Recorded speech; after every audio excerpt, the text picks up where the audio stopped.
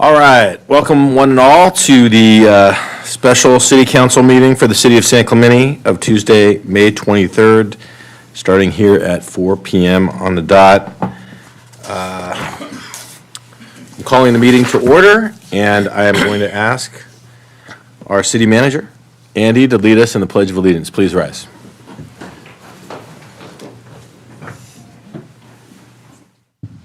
Thank you, Mayor. Please place your right hand over your heart.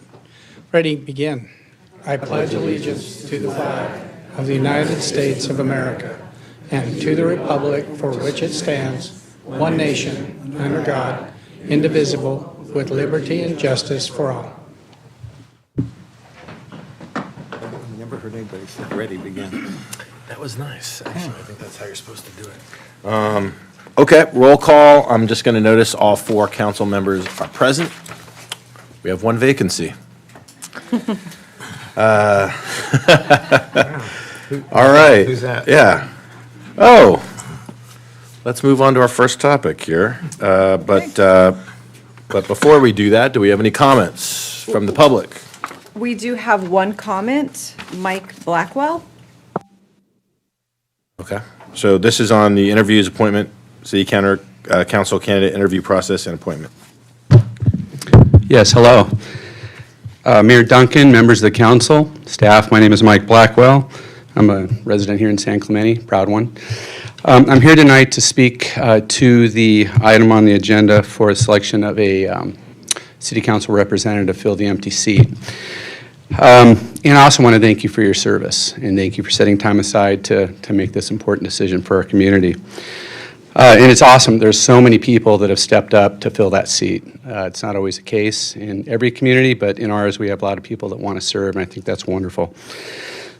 Of that group, only some have proven commitment to our city through service, and even fewer that will contribute to a refreshed government with a community-serving approach that will allow the restoration of a healthy government and trust within the community that has been lost over time, as you well know. This is an opportunity to bring in a person that can offer the level of dedication and time that the community really needs. It's an opportunity for our city to demonstrate support of diversity, equity, and inclusion for all people. This is especially important here because the community expects that our city council fairly represent the interests of all people, not just some. Yes, and there are many people that have expressed interest in serving beside you, but only 3 had ranked in the top 6, receiving the highest number of votes during the last council elections, which 3 of you have filled those spots. Congratulations. The next 3 in line were Ms. Vadrine, Mr. Wu, and Mr. Washington, in that order. So the community definitely has weighed in, and they at that time decided who would be a good fit for a council seat just by way of their vote out of 13 people.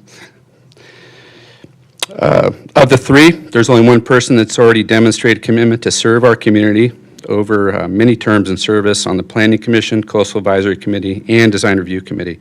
That person is Zen Wu. Beyond Zen's professional qualification and sheer number of votes received during the election, I had a great privilege of working with Zen over 3 terms over 3.5 terms on Planning Commission.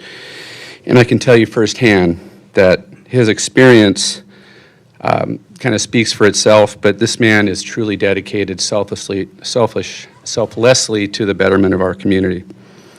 So council members, this should not be about political parties, political agendas. It should not be about picking a friend, a contributor, or someone that shouts the loudest. This must be about doing the right thing for the people you serve. But of course, that's what you all signed up for. It's what you promised to do. So I hope you'll consider Zen for the empty council seat because he offers all of the things that the city needs right now. Thank you. All right, thank you. And we have one more speaker, Amanda Q.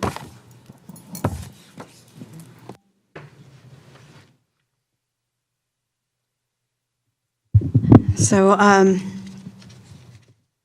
have a presentation, and a San Clemente resident mentioned at the last city council meeting about things that you don't know about certain candidates. And I think that's very important to note. Next slide, please. Here is an email from a candidate or an appointment who submitted an appointment from Tim Brown, and basically it's a concern because it was an email sent to Mayor Duncan regarding changing the decorum at our city council meetings, having a traffic cop between city council members and even between council and the public. And basically, if there was any audible disruption by members of the audience, many times during the council meetings, that basically there would be that he would have the ability to have the city council or the chair have to empower the sergeant in arms to offer a warning and help to enforce the rules. And an attorney spoke also regarding these concerns because the city council or the city already has been sued in a violation of free speech at city council meetings before. So I'm really concerned about that because it is free speech. People can clap, people can talk about amongst themselves quietly, they can boo, they can cheer, and that's something that really is important. Next slide, please. This is a post. I only copied part of it, not the top part, and it was an email that was sent to a candidate, Mr. Zen Wu, and regarding some racial things, basically saying that to keep out, to actually to leave San Clemente. However, the redacted part that's up there is I redacted that information because when I was very concerned regarding redactions. And I contacted one of the individuals on there, and what my really concern was because I had mentioned to Mr. Zen Wu that here is some personal identifying information. That information may not belong to the actual person that sent this out. And why didn't he redact? And he really couldn't say. But my understanding of it is that, is this person, why Mr. Wu didn't redact that information, and is he targeting another, someone else who's an Thank you for LGBT your community? comments. Appreciate that. Next speaker is Lisa Hazelton. Okay.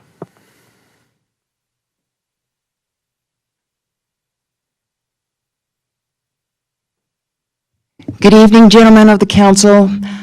I really don't have anything prepared. I'm just so very glad that we get this opportunity to be here. And I'm just hoping that you will accept the expression of the audience, many of whom I know are friends of Aaron.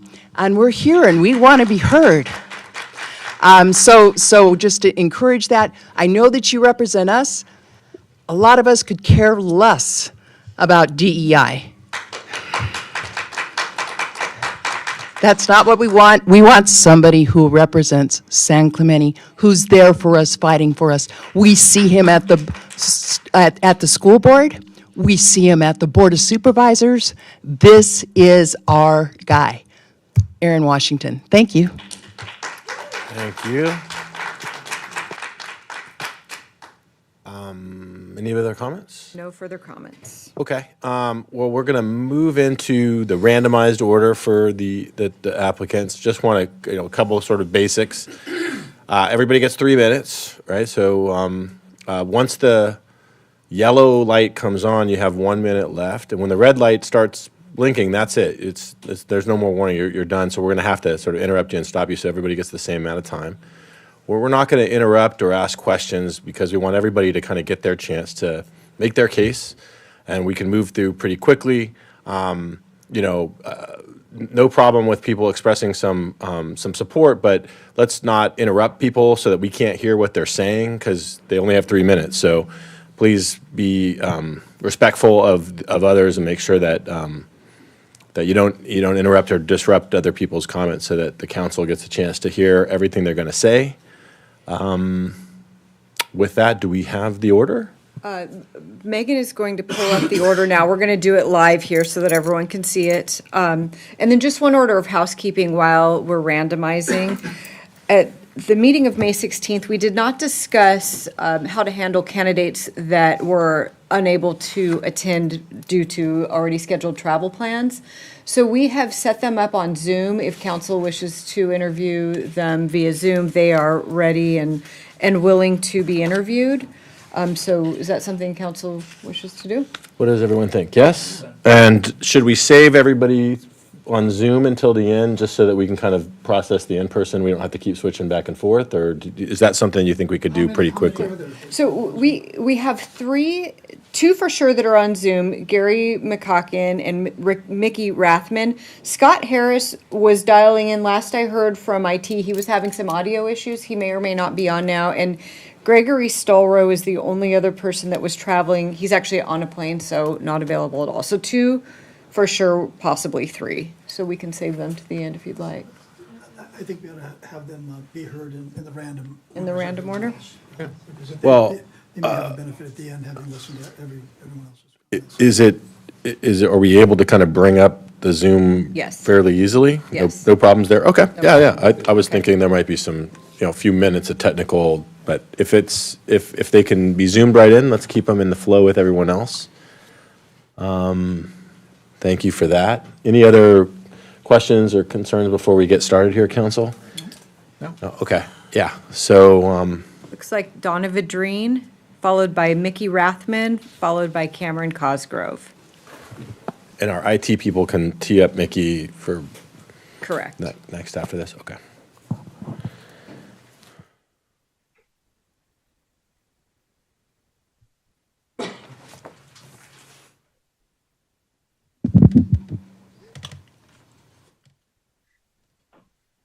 I am Donna Vidrine, and for me, public service is a calling.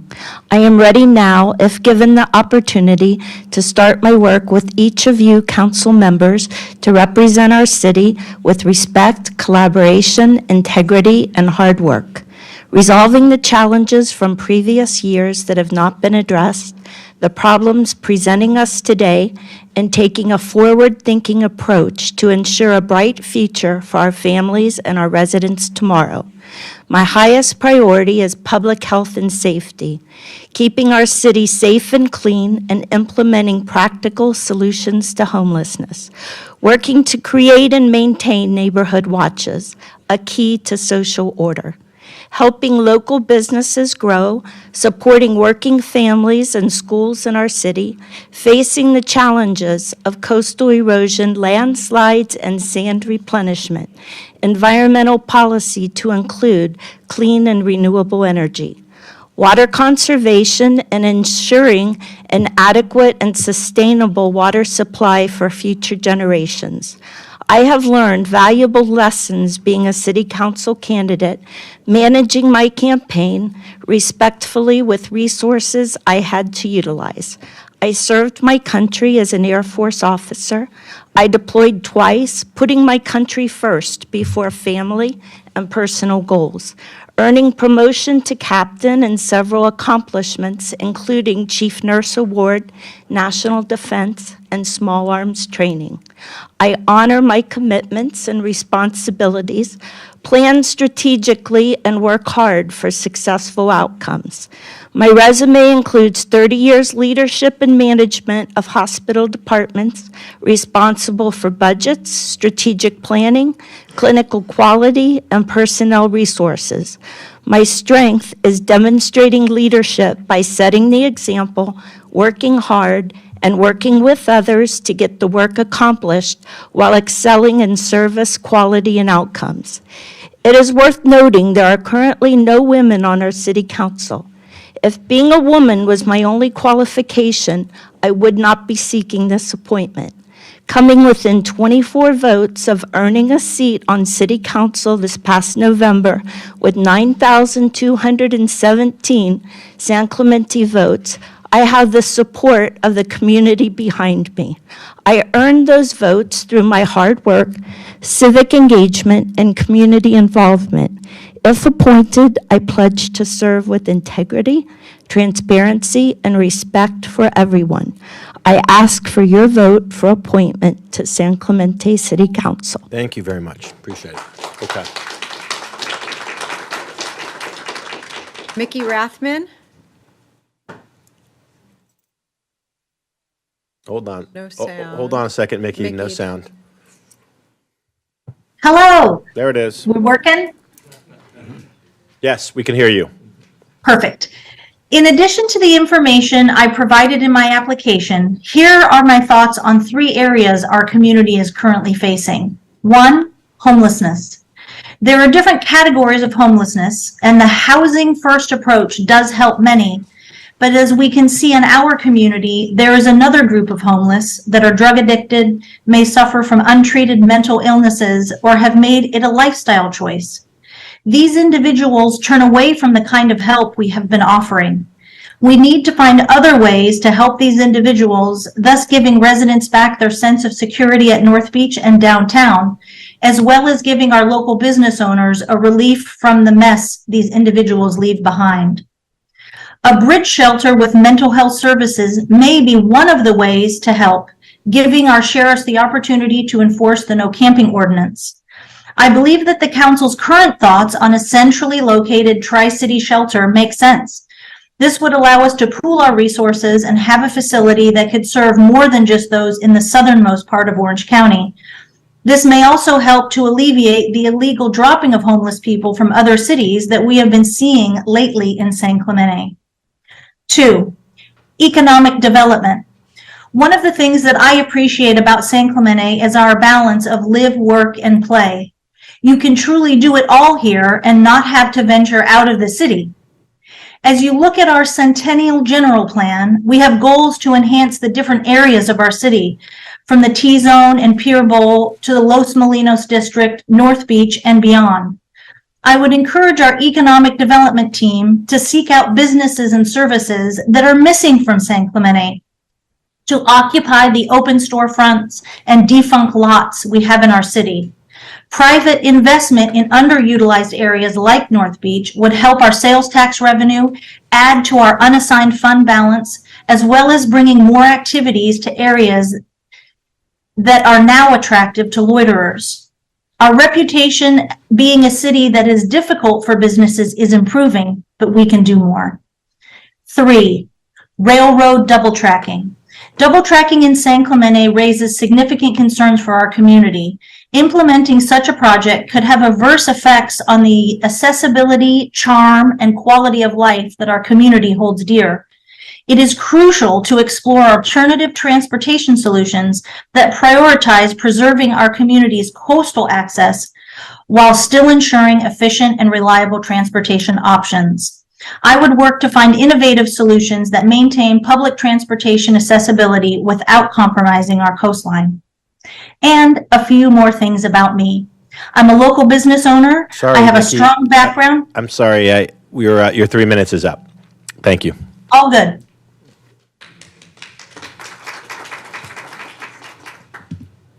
Cameron Cosgrove. Hi, Council. Thank you. I'm Cameron Cosgrove, and as you know, I'm on the Planning Commission and Design Review Subcommittee.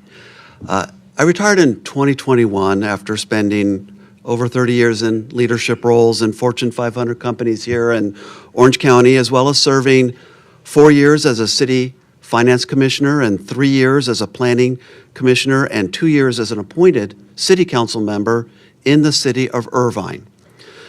That's a total of 11 years of nonpartisan public service, which means I'll hit the ground running and be able to help the council on day one. But let's talk about San Clemente and start with beach erosion.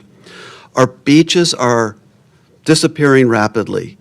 I'm currently a board member on Save Our Beaches Citizens Group, and we've been dedicated to raise awareness and working with influential regulatory agencies such as Coastal Commission, the Army Corps of Engineers, to find practical, nature-based solutions for sand retention and nourishment. And I know we're all determined to protect our beaches. So I'm going to leverage my knowledge and partnerships to have an immediate impact to work with you on day one. Next, preserving our small town charm.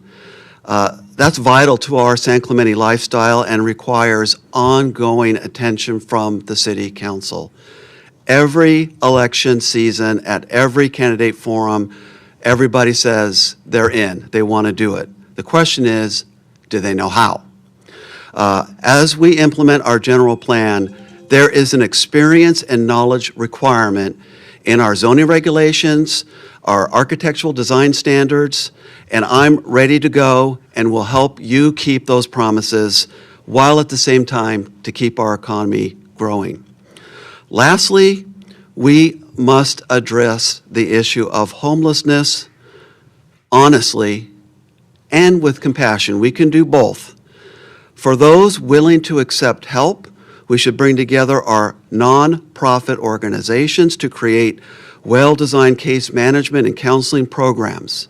However, we cannot enable unlawful behavior. When individuals refuse assistance and engage in harmful activities, we must respond in a consistent, non-enabling approach to enforce our local laws and ordinances. It's our duty to protect our residents and visitors from negative impacts of homelessness while encouraging nonprofits to support those who are ready to accept it. So in conclusion, I'm driven by nonpartisan public service to build a collaborative relationship with each of you and our professional staff. Thank you. Thank you. The next three candidates, George Gregory, Zen Wu, Rick Loeffler.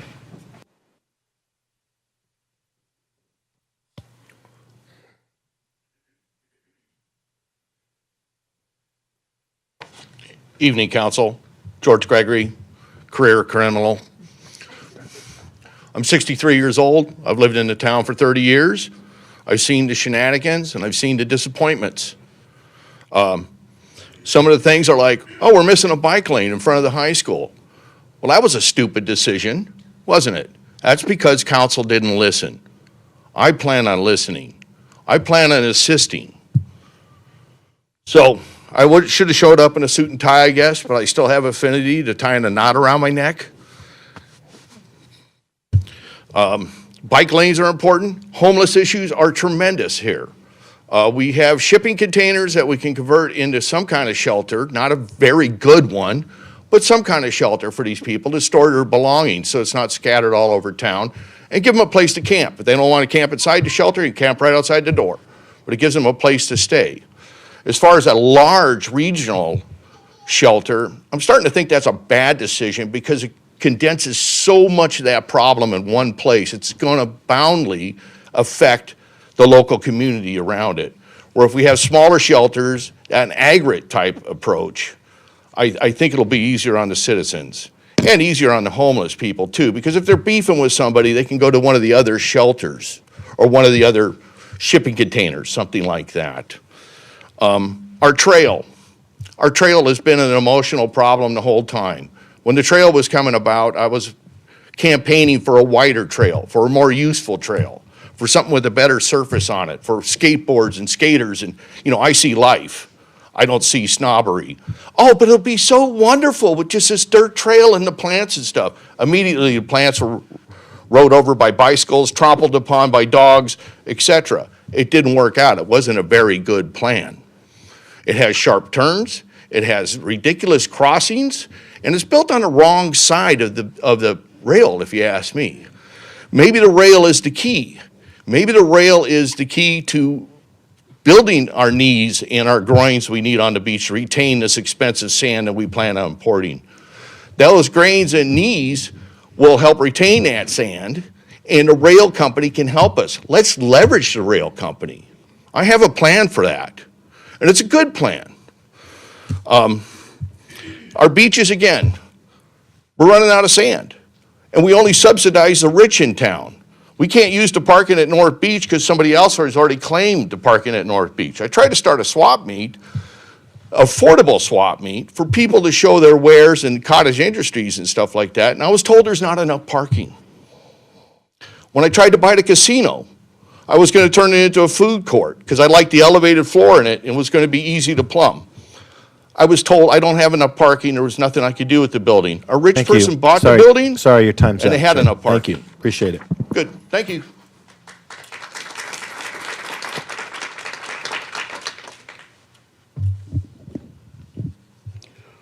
Honorable Mayor Duncan, Mayor Pro Tem Noblock, Councilmember Cabral, and Councilmember Amayo. My name is Zheng Wu. I'm a planner and architect, and my family has lived in San Clemente for 19 years, I'm sorry.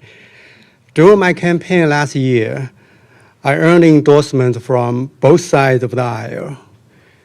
I finished fifth and received almost 9,000 votes across the party lines from Republicans, Independents, and Democrats.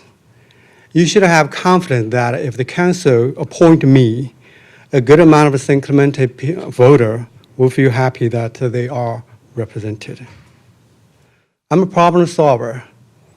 My graduate school education, over 2 decades of professional practice, and serving on San Clemente 3 commission and committees for a combination of 13 years will allow me to bring my skill and knowledge over to the City Council to complement your skill set. On the Council, I will trust our staff, commissioners, and committee members to do their job and take a more global aspect of the issues. The city has been divided for a while. Now it's the opportunity to make it united, one town, one team again. As a part of the team, I will work with each and every one of you collaboratively to make San Clemente a safer and a more prosperous place to preserve our unique character of our Spanish village by the sea and to protect people's quality of life. We have lots of pressing issues to deal with. If you're looking for a qualified, hardworking consensus builder to get things done, I believe that I'm the best candidate to help the council to achieve these goals. I'm offering my help to assist, and I appreciate your time to consider. Thank you.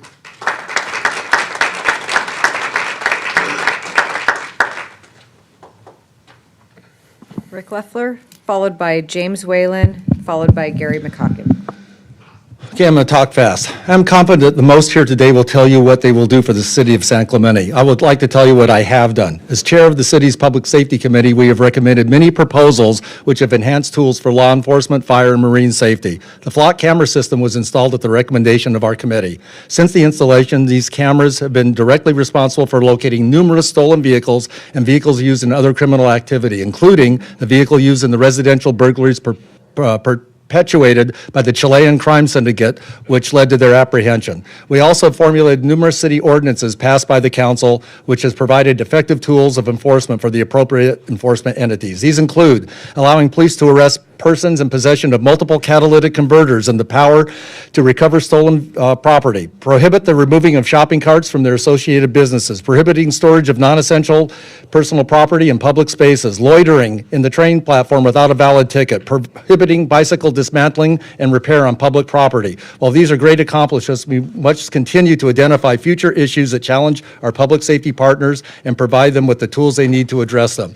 Let's address my participation in a different area of public safety. I'm currently the president of the Beaches, Parks, and Recreations Foundation. We are a nonprofit organization which raises money in order to supplement the city's funding for programs including summer concerts at the beach, camp scholarships, Christmas, Easter, Halloween, and Cinco de Mayo city-sponsored celebrations, after-school recreation programs, the Sports Wall of Fame, new lifeguard equipment, and much, much more.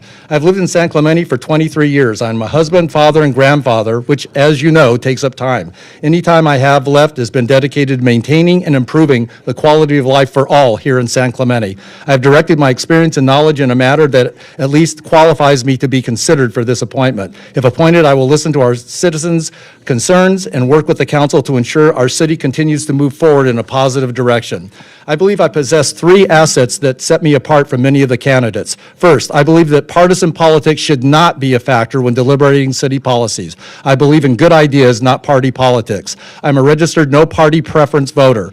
I have been equally disappointed by both parties' platforms at times and would rather make my decisions based on what's best for the city, depending on the issue at hand. Second, I will do the work. Every resident should have easy access to a council member in order to express their concerns and should expect a timely response. I will also do whatever research is required to educate myself on the issues before me. Last, Last and most importantly, I vow not to run for re-election in 2024. This appointment should go to a qualified placeholder until the voters have the opportunity to decide who will fill the seat for the full term at the next general election. All the candidates in 2024 should start on an even playing field and not have the advantage of running as an incumbent based on the votes of 3 council members. Rick Leffler, retired first responder. Thank you. Thank you. James Whalen. Who are the next two? Gary McCocken, who is on Zoom, and then Aaron Washington. Okay. Ready? Yes. Good afternoon. First off, I'd like to thank the council for allowing me to speak today. My name is James Whelan. However, typically I go by Jay. I originally discovered San Clemente searching for good surf spots. My wife and I were living in San Clemente while finishing my engineering degree at the University of Utah. We decided that I would not accept any job offers that didn't allow us to live in San Clemente. That was over 25 years ago. I live and work on the south end of town, and we have raised 2 wonderful children who love San Clemente as much as we do. I am here tonight to be considered for the council seat vacated by Gene James. I've been concerned for quite some time that the core values that made San Clemente the city I wanted to live in for the rest of my life are disappearing. I seek this opportunity as an independent that wants to be part of a team solving our community's problems. I am not influenced by external forces, partisan agendas, or brinkmanship. We are all aware that partisanship is how things work in today's political climate. This is the reason I consider myself an independent, because I would vote on effective solutions regardless of which party, group, or person they came from. I will focus on what is best for the city, leaning toward long-term solutions. There are many issues affecting San Clemente, and I don't need to list them here tonight. My purpose tonight is to let you know my goal is to work together to solve these issues. It's easy to sit at home and complain about our city's problems, but I want to be part of the action that makes San Clemente better than it already is. San Clemente, and I'm not in it for the $400 stipend. Okay. San Clemente is a beach town, a destination town, a vacation town, a surf town, a retirement town, and a growing town with an expanding population. But it is ultimately our home with a surprisingly diverse community with varying opinions and agendas that we all need to take into consideration by the council. My core values are based on common sense, decency, honesty, respect, and consideration for others. In closing, I'd like to thank the council again for giving me an audience to justify my intention to serve.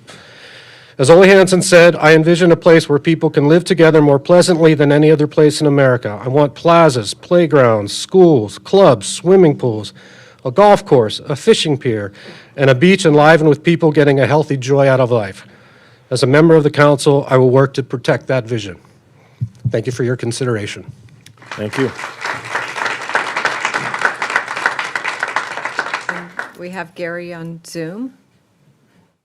Gary, you are up. Can you hear me? Okay, we cannot hear you yet. You may need to unmute yourself. Gary McCoffin. Yeah.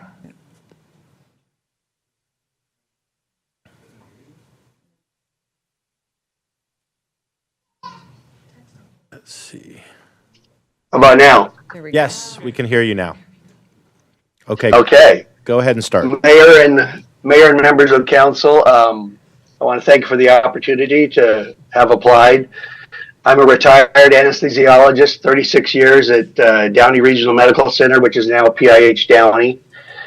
During that time, besides raising 4 kids and paying for their ways to college, I spent 4 years on the Parks and Recreation Commission, 4 years on the Planning Commission, and 8 years on the Downey City Council.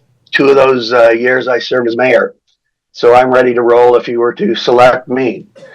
After the 36 years and considering where to retire, 4 of our 6 grandchildren are located in the San Clemente area, so it was a natural place to move. During the 7 years that I've been here in San Clemente, I've served 3 years on the Coastal Advisory Committee, and I'm now serving in my 2.5 years on the San Clemente Planning Commission. We are I am a 50-year member of the Presbyterian Church, and we attend the San Clemente Presbyterian Church, and we are involved in the Marine Ministry, Vacation Bible School, and also small groups. Associated with the Capistrano Unified School District, I serve in my grandson's kindergarten class, and I'm known as Computer Granddad. I believe that any council member should try to make sure that the city is safe and clean. We need a fully employed city administration. We need sand replenishment. We need to make Del Mar and North Beach and El Camino Real our major economic emphasis. I have a concern about ADUs, and we need to fully support public safety and finance. And I would be most honored if you were to choose me as your council member. Thank you. Thank you, Gary. Appreciate it. Okay. Aaron Washington, followed by Tim Brown, followed by Tyler Bowden. Good evening, council. I'm Aaron Washington. I'm a 35-year, I'm speaking more for the people that are watching this via Zoom, because you all know me, I ran against all of you. I'm a retired 35-year commander. I have a life of leadership. At least 25 of my 30 years has been leadership in the Navy, but I never really talk about my technical side. My technical side is what I did in the Navy is the analogy what a city manager does for the city. We'll make water, propulsion, fuel, managing electricians, boil water, feed water, chemistry, fuel, et cetera, et cetera. I feel being a part of the council that I would bring a different aspect, because we have lawyers, we have school teachers, and you would have someone with an engineering perspective, just like some other fine candidates that are here tonight. Why am I running? You know, for all the reasons, like Councilmember Cabral said the other day, don't tell us how much you love the city. I love the city. I've been living here since January 2006, and the thing about me is I'm committed. I have a life of commitment, a life of service. I served 2/3 of my life in the military, and now I'm serving our city. I'm committed. If I lose, I keep working hard towards it. I don't leave. I stay. I keep working. And I know I can work across aisles with each and every one of you. I've proven it, just in our passings. I'm not going to tell you how to solve all these things. We'll have to definitely do this all together. And the bottom line is I'll be working for the people of San Clemente, not for my political platform, anything like that. It'd be for the people, the majority of the people of San Clemente, to get the things we need. I bought a home here because I like the small village by the sea feeling, and I raised my son here. He was 1.5 years when he got here, and he's still here today. I don't want to lose that. Yes, we can develop within a considerable means, but not at the cost of affecting our open space or even the Spanish colonial village look, all the above. So thank you for your time, and I look forward to getting on. If not, I did put an application in for Planning Commission. All right, thank you.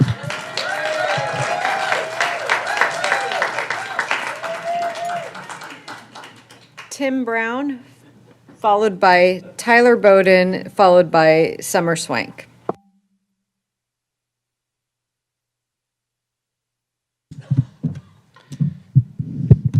Mayor, members of council, good evening. I do not envy you tonight. There are some exceptional candidates in this room. I'm actually very grateful at not only the robust men and folks that put in for this, but also the quality. It's a good sign for the health of the city. And candidly, I do not envy the position you're in tonight.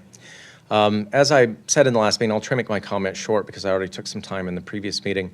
I'm putting my name in here primarily just for a few reasons that I wanted to highlight here is that, you know, being on council is a very specific skill set. Particularly here in San Clemente, we're a very unique city in that regard. And many times the learning curve is quite steep, and there isn't much time to be able to contribute and help with the council here. So experience does matter, direct experience in this matter. I've also benefited from the last few years of attending even more council meetings during the last 5 years than I did during the 8 previous when I was on council here in San Clemente across Nevada, California, and Arizona. I've seen all types of councils and cities and operations and learned quite a bit during that process. And that's why I'm very passionate about decorum, about the proper balance for a meeting to be able to have a deliberative process that allows for good contemplative decision-making, but also hearing people and making sure that they feel heard. And so I believe that a big part of that is having good meetings and having balance, but also ensuring that we have decorum and candidly, a meeting that people can come and find faith and belief that the city council is directed and that it's doing the right thing. The final thing I'd say is that his experience does matter in this regard with the 2 terms that I had on council and a couple of terms as mayor. I also think that there is something to being a known quantity. For better or for worse, I made plenty of mistakes. I did plenty of things that I'm quite proud of, but I'm also able to learn from the things that I've done successfully and also the things where I haven't been as successful. And I hope to leverage that for the next year and a half. I have zero intention of running for election. I think that many of the candidates who have put in for this position, who will be running for election, will be exceptional if elected by the people. In this case, as an appointee, I certainly will know the role that I fill, not as a popular elected, but as an appointed official, and certainly try and be as helpful as possible in that process, try and leverage the experience I have, and in some way maybe hopefully contribute to San Clemente in a very short period of time. I wish you the best on this decision-making. I also congratulate and commend the other candidates for putting their names in. It takes a lot of courage, and so I wish everyone well, and I'm grateful for this opportunity. Thank you. Thank you.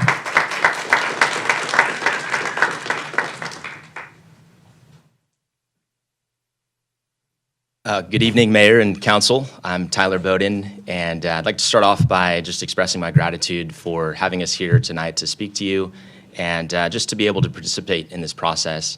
It's really an incredible list of applicants that you have before you, and I, for one, am very optimistic about what the future holds for the city of San Clemente.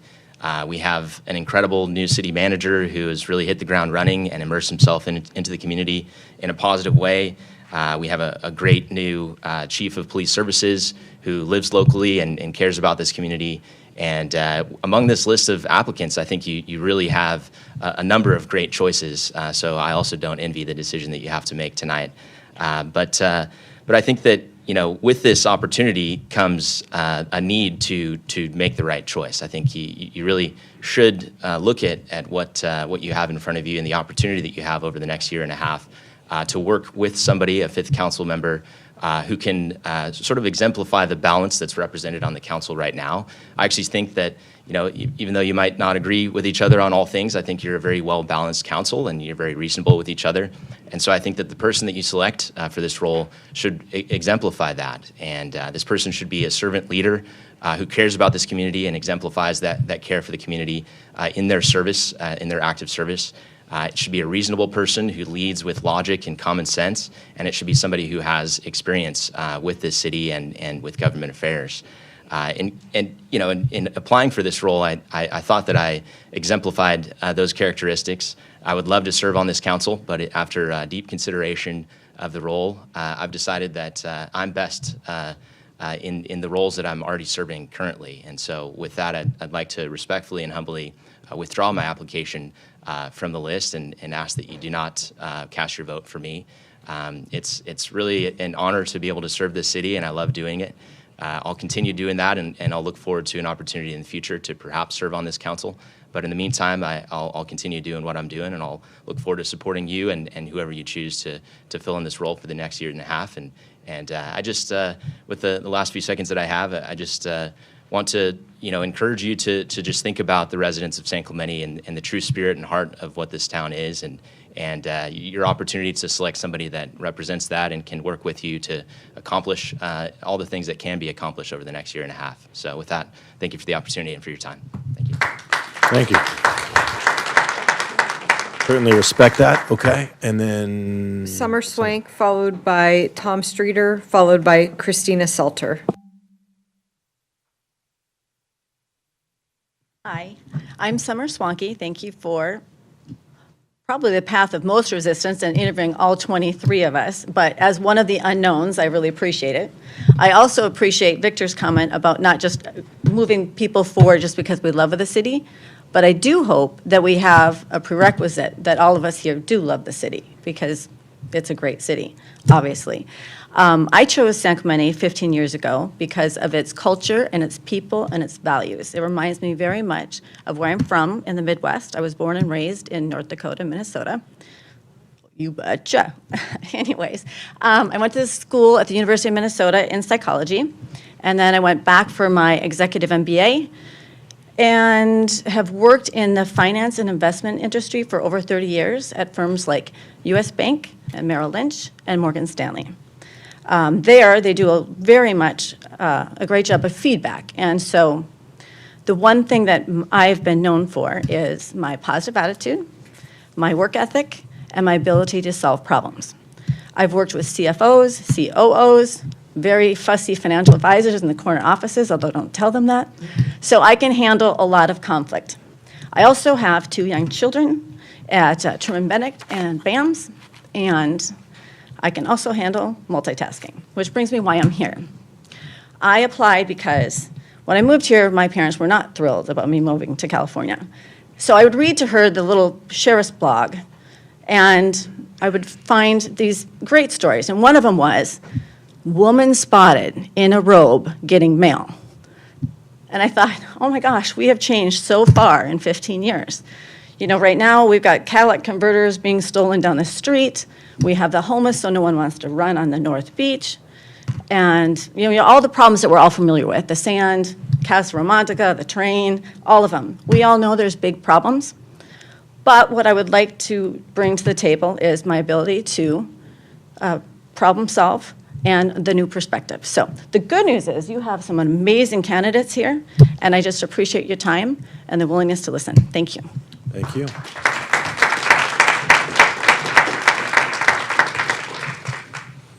I'm Tom Streeter. I'm running for City Council to help get rid of our unenforceable anti-camping ordinance and to replace it with an enforceable one. The federal court in Martin versus Boise did not say that all anti-camping ordinances were unenforceable. It said that citywide ordinances were unenforceable. If an ordinance covers most of the city, but not all of it, then it is enforceable. There just has to be some public place where a homeless person can camp for the night. I'm suggesting that we rewrite our ordinance to do just that. I'm further suggesting that the sidewalks in our homeless overlay district be the public place where overnight camping is permitted. Yes, we're under a federal consent decree on enforcement. I therefore suggest that we follow the lead of Laguna Beach, provide a modest and fixed number of shelter beds, give preference to locals, and allow the unsheltered to camp in a small part of town. Laguna did this, and they can enforce their ordinance. The best part of this is that the county will pay for all of it. Our county supervisor, Katrina Foley, has said that all we have to do is find a place within the city limits and ask for the money. So here's what we do. We ask some organization, perhaps FAM or Friendship Shelter, to find a suitable place within the overlay district and put up a shelter. FAM and the Friendship Shelter already have the right to do this. We watch all the county money roll through the San Clemente economy. And we don't do any of this until the consent decree is rewritten to automatically allow enforcement once we've done this. The city's responsibility would be quite limited. Every evening, we set out a trailer-mounted porta potty in the overlay district and allow homeless people to camp on nearby sidewalks. Every morning, we ensure that the homeless people break camp. We provide them with lift rides to the nearest bus stop. We clean up the campsites after they leave, bring the porta potty back to the maintenance area, service it, and park it out of sight. This would be a big improvement over the current situation in which the homeless can camp anywhere in the city, including residential areas. Nobody knows who or where they are. They aren't under the watchful eye of the sheriff's substation in City Hall, in the heart of the overlay district, and we find feces and urine on our sidewalks every morning. I'd like to be the city council member who gets this done. If you don't appoint me, I urge you to appoint someone else who will get this done. Thank you. Thank you.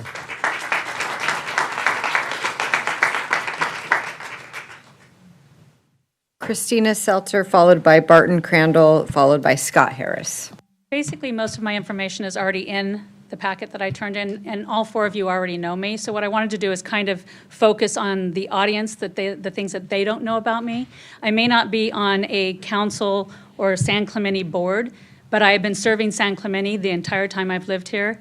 Through Saddleback Church, I was assigned during COVID to make communications with my contacts throughout the county and the cities and find locations for the pantries. I did that very quickly, and we implemented pantries all over San Clemente, all over Orange County, Los Angeles, and San Diego to feed people during COVID.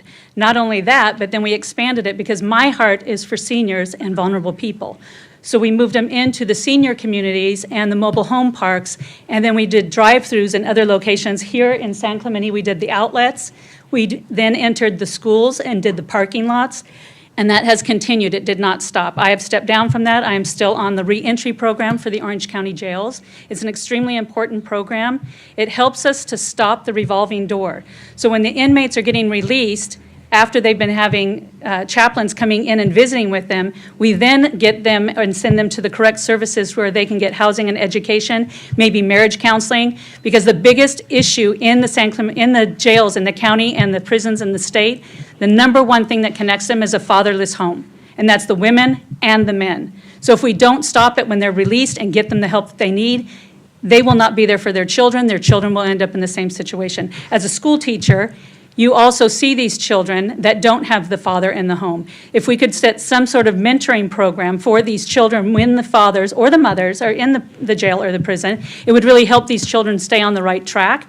As our North Beach is expanding in the gangs, and more younger children are getting involved with those. So the reentry program and all of those chaplains really help to sway those individuals. The last thing that I did just this week that I don't think anybody knows about, some of you might know about, but I did meet with Katrina Foley. I've been working on a project for vulnerable people housing, and that includes everybody, seniors, mentally ill, memory care, and low income. And I turned in my plan and presented it to her on Monday afternoon, and it is moving forward. They loved it. It's going over to a Tustin program, and they're introducing me to them next week. So I actually serve the community and have been for decades. I don't know if anybody else has been serving in San Clemente on the foot, on the ground, but I have, and I've been doing it for a long time, and we've been solving problems. Even though it doesn't hit the newspaper, it actually is happening. Thank you. Thank you. Bart Crandall, followed by Scott Harris on Zoom, followed by Dennis Camp. Good evening. I'm Bart Crandall, 15-year resident of San Clemente, a native Southern Californian, retired architect, 12-year member of the Planning Commission and Design Review Subcommittee, and have chaired both, and working under numerous city councils. Actively involved in the general plan approval process, attended numerous training conferences for council, commission members, historic preservation training, CEQA, Brown Act, harassment training, and a graduate of Leadership San Clemente and the CERTS program. I have a proven work record being able to work with commissioners and council and the public, and I'll let my record speak for itself. And thank you, Councilman Knobloch, for allowing everyone to speak, recommending everybody to speak at this meeting. 16 months is too short for any unprepared applicant to come up to speed and be an effective contributing member of this council. Applicants with political aspirations will use this short term on council to campaign from the dais for the next full term. To eliminate this probability, if appointed, I commit to not run for an additional term, as did Mr. Loeffler. Councilman Cabral stated it would be too difficult to get to know a candidate through this process, and already had someone in mind. I commend him for his honesty and suspect that might be the case for other council members as well, which is fine and reasonable. But it will take a candidate that satisfies 3 or more council members to be selected. Please consider me as a viable candidate acceptable to all council members. Understand I intentionally have not approached any of you for individual support outside of this public selection process and have no obligations to any individual, party, committee other than the city, its stated vision, the general plan, and the residents and business owners. I consider myself an independent. I am against Sacramento's overreach, and I'm a supporter of local control on land use, housing, and all other issues. I believe in the vision of San Clemente, the general plan, the city charter, and a supporter of historic resources. Past councils have had a member with Planning Commission land use experience. It has proven to be a valuable asset to the council and creates an effective communication link with the Planning Commission and planning staff. I strongly encourage you to weigh the benefits and select one of the 5 applicants with Planning Commission experience to fill the vacant council seat.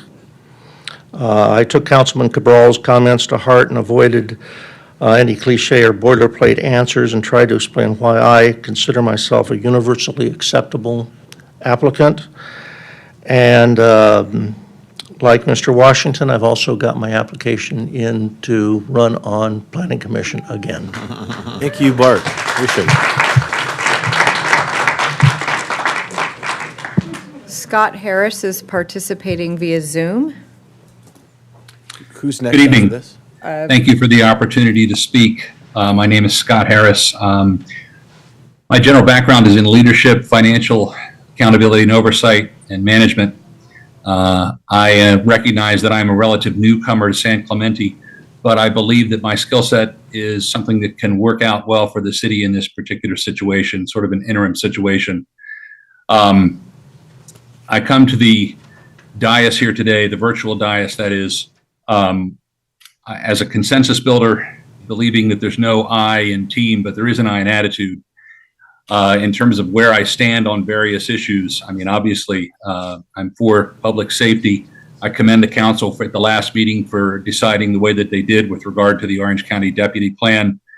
In terms of the homeless situation, perhaps we could have a representative from the 4 cities involved, each city, come together and maybe hammer out some type of an agreement on a location for the shelter. Obviously, most of us are against beach erosion. We know San Clemente is a surf town and we want to keep it that way. We have to rebuild Casa Romantica. Overall, I'm a person that believes in financial responsibility and balance, and that we can do great things if we can all work together. Final point from the last meeting, I do support pickleball expansion. So I think that was a good move as well. Last, I appreciate the opportunity to speak, and I hope that you'll choose me to move forward in the process. Thank you. Thank you, Scott. Dennis Camp, followed by Don Brown, followed by Lois McNichol. Good evening, Council. I'm going to take my 3 minutes and give you 3 things. What I will support, what I won't support, and a little bit about me that you probably don't know. What I will support is the implementation of a comprehensive plan for homelessness. I don't think we have that yet. I've heard some great ideas, but it's time we take it off the agenda for discussion and put it on the agenda for progress reporting. To implement a plan for our beaches. We've talked to Eric Sanders, UCI professor. We've talked to Susie Whitelaw. We know what the problem is. We know different solutions that are available to us. It's time to pick one and move on. I want to drive city growth. I want to drive city revenue. It's really my expertise. Nothing ever gets cheaper, everything gets more expensive, and our infrastructure is starting to age. Let's think about this for a minute. How do we want to increase our revenue? Tough one. Do we want to get it from tourists? Do we want to get it from tax base? Do we want to bring in new business? I've got a little idea. How about we keep our revenue the same and we get money from the federal government from ARPA grants and IIJA grants? There are $3.1 trillion let through our national government right now, our federal government. $3.1 trillion. If we got 1/10 of 1% of that, that's $300 million. They do housing. They do infrastructure. They do social services. They do broadband. They do everything this city needs. I would hope that we spend a lot of our effort applying for those grants. It's amazing what we might get. What I won't support, enabling the homeless. Not going to happen. No meals, no bathrooms. Let's work the plan and stick with it. What I won't support is political nonsense. Enough said. I will not support disrespect to and from the council, to and from city staff, to and from the public. Not sure how we shut it down, but I don't think that is what we are. That is not who we are. What you don't know about me is I'm an extreme fiscal conservative. My favorite rule is the time value of money. Teach my kids that as fast as they could learn. I read everything and I come prepared to all of my meetings. You know why? Because I value the time of the people that I work with. I value the time of the people that I talk to. I do what I say. And I respect the opinion of others. One of my biggest traits, I think, that people won't talk about is I can pivot my position once I've set out. New information requires critical thinking and sometimes new decision basis. Thank you very much. Thank you. Appreciate it.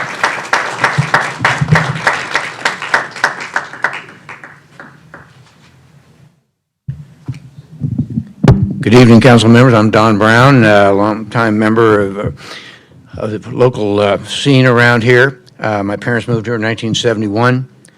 My background is aviation, 20 years in the Marine Corps, 20 years at Boeing as a test pilot, 325 combat missions in Vietnam, a wonderful Christmas in '68 surrounded by an NVA regiment during a Christmas bombing halt. Locally, I'm on the Boys and Girls Club board, I'm on the Peer Pride board, and president of the Exchange Club for another 3 weeks.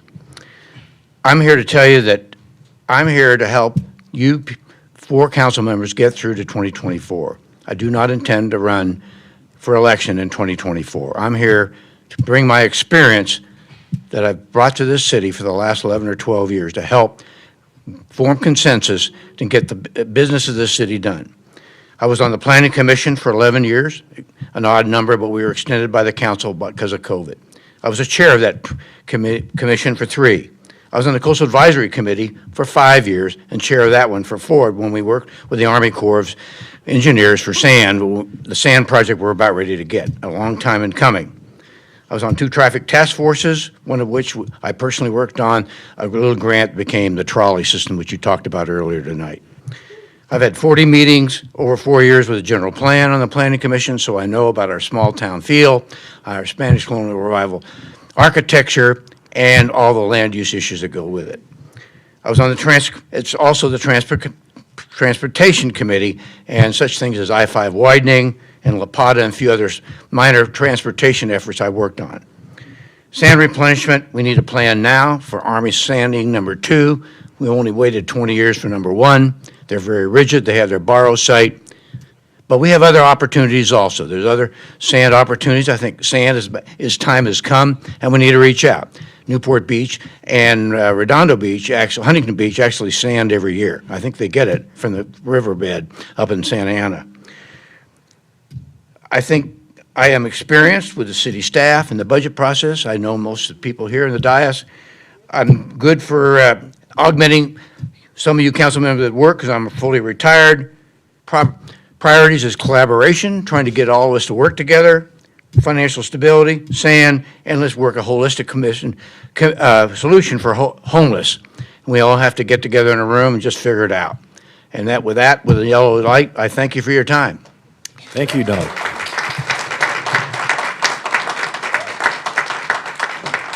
Final 3 candidates, Lois McNichol, Amatangelo Pascuti, and Edward Messenger.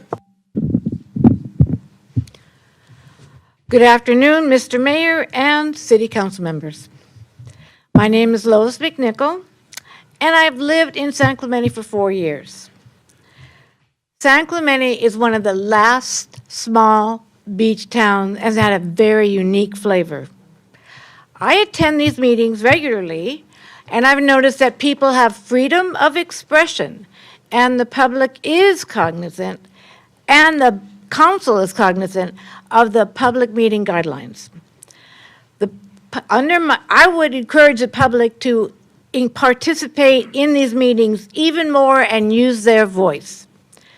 I attended a meeting on March 21st, 2023 that piqued an interest in running for city council. There was a Conley hearing, and if the applicant and supporting public testimony was not heard, then the vote could have gone the other way. The council heard his persuasive arguments, and I saw the city government in work before my very eyes. This was exciting. San Clemente webpage requires updates. That demonstrates a commitment to the community. The homeless subcommittee is no longer active, and there are also 2 other committees that have no information listed when you select them. I would be a hands-on council member that would want and receive information, detailed information about the projects from each committee.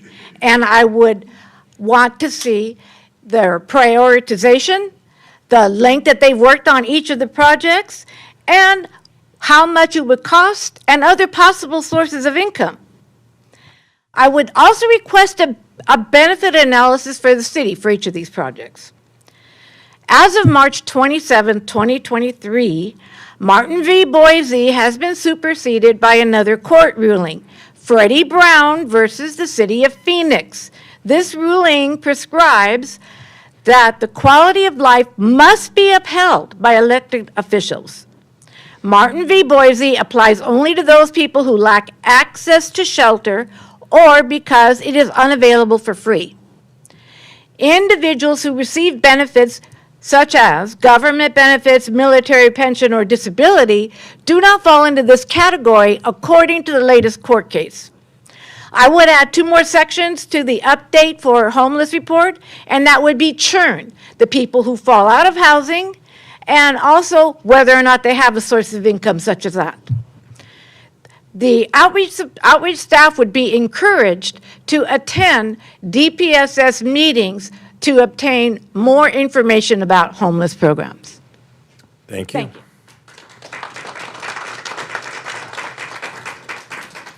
Angelo Pascucci, followed by Edward Messinger. Thank you very much. Council members, members of the staff, and the citizens of San Clemente, my name is Angelo Pascucci, and I appreciate the opportunity to introduce myself. I was raised by a working-class family in Northern California. Our community was filled with artists, working professionals, and blue-collar small business owners. My family taught me to dream big, think of others, and define my success by how much I could help those in my community. On September 11th, 2001, I was a 17-year-old senior in high school. That morning, I sat in my high school auditorium and watched as our nation was mercilessly attacked. Mostly, I remember the tears. 3 weeks later, I joined the Marines. After completing my initial training at Camp Pendleton, I took a drive with a local friend. We left the base through the gate by San Onofre Beach and turned north into a town that would eventually become my home and my beacon of hope.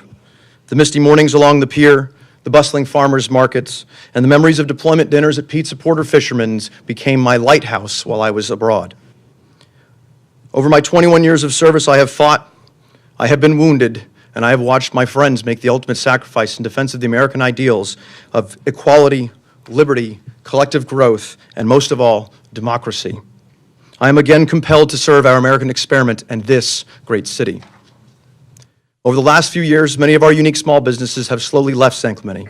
I want to help this city council continue to restore these businesses and bolster our city's cultural fabric through cooperative measures, regulatory simplification, and access to capital. With a mind towards innovation and collective prosperity, I aim to help reestablish San Clemente as the cultural hub of South Orange County. Addressing the large-scale ecological challenges and coastal erosion that plague our city progression and growth, we must ensure that decisive actions continue to be taken by the City Council, restore natural habitats, and implement coastal engineering solutions.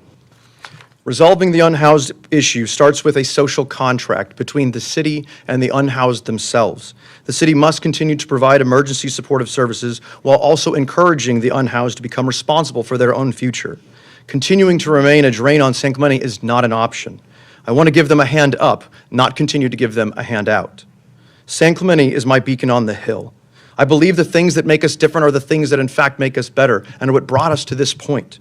I will work tirelessly to address the concerns and ensure San Clemente remains the highest exemplification of American ideals, and that every citizen has equal access to life, liberty, and their pursuit of happiness.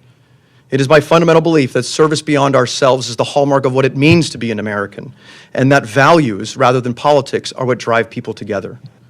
My name is Angelo Pascucci, and I would be honored to be a member of this City Council and your next council member. Thank you so much. Thank you.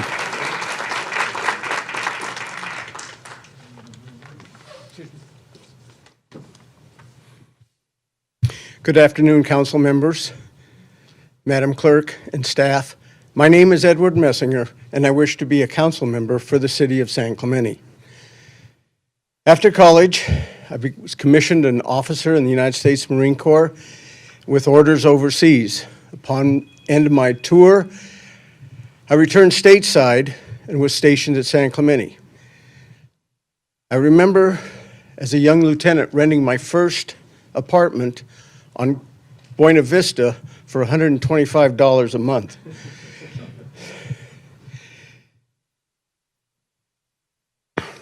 At the end of my active duty, I began my career in law enforcement, and for the next 30-plus years, served as a patrol deputy, an investigator for various agencies, and had the unique opportunity to be a high school assistant principal.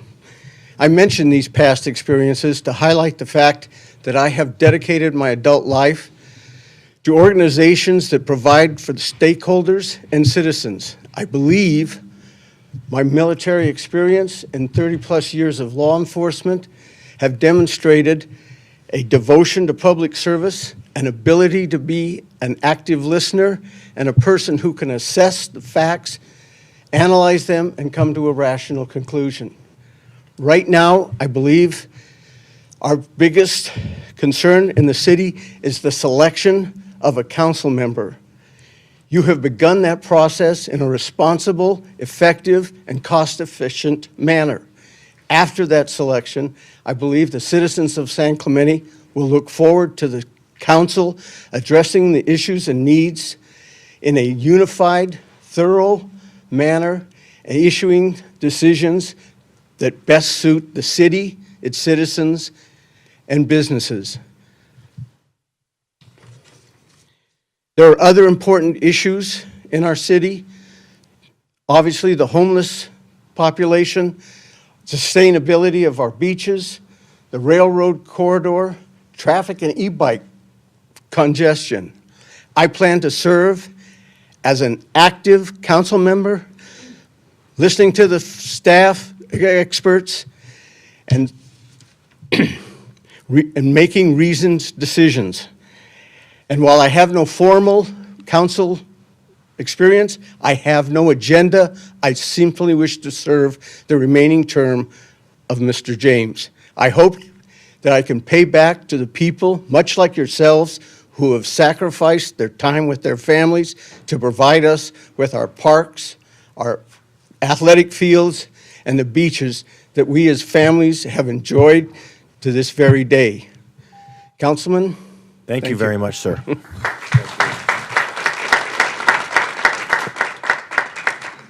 You have interviewed all candidates. Wow. Well, I have to say, first of all, on behalf of the council, thank you all for coming and participating in that, including the folks on Zoom. You have made this an excruciating choice for this council because that was one heck of a set of presentations. I think everybody should give a round of applause for everybody. Really impressive group of folks we have here making the choice tough on us. City council? Yeah. Council members? That would be nice.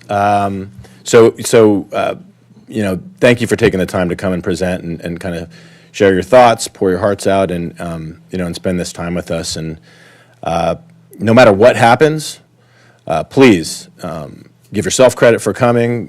Don't take it as any kind of indictment on yourself personally or anything like that. This is a really tough choice. We obviously can't choose all of you, even to move to the next phase. So, well, thank you for making this really hard on us, I guess. It's an embarrassment of riches. Appreciate it. Yeah, go ahead. Yeah, I would only say, again, I'd just like to reiterate, I appreciate you all coming out. You did make it very difficult. If I had to vote, I'd vote for most of you today. We have the difficult job of narrowing it down to one. And the only other thing I will explain and apologize for is that it's really hard to make a judgment. I mean, I think listening to all of you, and I would say all of you did an extraordinary job, but you know, I get the benefit of 3 minutes of hearing you, and a resume, and that's it. And it's really hard, not knowing a lot of you, to make that decision. In a normal situation, you're in a campaign, and we learn over the course of a year, sometimes 2 years, sometimes you've been running for 4 years, and so we get to know the candidates, what you think, your views on issues, and not just in generalized terms, but in very specific terms, how you feel about a specific angle of an issue. And here, in the 3 minutes, unfortunately, we don't get to learn all of that. And so that makes the decision for us, for me at least, very difficult. But I hope some of you end up running, because I would support a lot of you. And if you don't make it, I would like you to seriously consider thinking about, running the next election when, some of the people have said they're not going to run. So there will be at least a couple of seats, maybe 2 seats open. And start thinking about it right now, because this is the time, if you don't make it into this interim position, that I would seriously start thinking, because you're some really extraordinarily qualified people. Any other council members like to? I'll just say something really quick. I don't want to say too much without repeating just the same sentiments that were said, and I full-heartedly agree. Just say thank you for putting yourselves out there. It is an incredibly difficult thing to do, and I respect each and every one of you for putting your name in the hat. Our democracy is based on the fact that people want to participate. And the fact that so many in this community want to do so shows that we have such a strong, vibrant democracy in this town. So thank you. I appreciate it. Steve? I just want to say I appreciate the comments that have been made, and I don't have anything to add to that. It's been said. We have an outstanding group of candidates, and I think in the next round we'll get to know some of you better, and I look forward to making a selection that benefits our city. Thank you all for participating. I'll give one final comment as we move to the next phase, and I'll have Laura but one of the things that I really appreciate was that spirit of focusing on the city, of not focusing on partisanship, of talking about reaching across the aisle, of talking about coming together, of talking about shared values. That's what this city's always been about. And to the extent we can get back to that, in some divisive times, I think it serves all of us. So I want to thank you all for making those comments, for focusing on those issues. We've had a challenging time on the San Clemente City Council, to be quite honest, and there's better days ahead. I'm confident of that based on a lot of what I heard out there today and the voices about bringing us together around the things we all share and believe in. So again, thank you for focusing on that. I think that is the pathway ahead. Laura, what is our next step here? Steps. Each of you has a nomination sheet. You listing all of the candidates. Keep in mind that Tyler Bowden withdrew his candidacy, so you have you can vote for up to 5, you can nominate up to 5 people to move forward in the process. Once you've gotten your nominations in order, be sure you put your name on your nomination sheet and then hand it to me. Once I get all 4 of you, we can take a quick recess and. Do we have any more sheets? Because I wrote all over. I wrote notes about every candidate. I thought that might have mine. Let's see.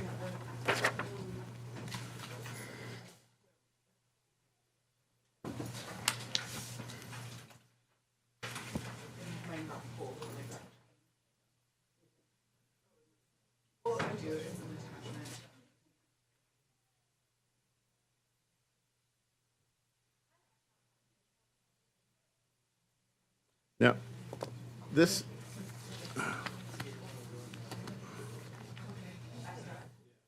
I have a point of order, actually. Point of order? This ranking sheet, one ranking sheet says we will vote on no more than 5 candidates. I'm sorry, the one that I just handed you was from last week, so I can actually give you. Okay. You're nominating a total of 5 people, that was. Or less if you'd like, I guess, if you want.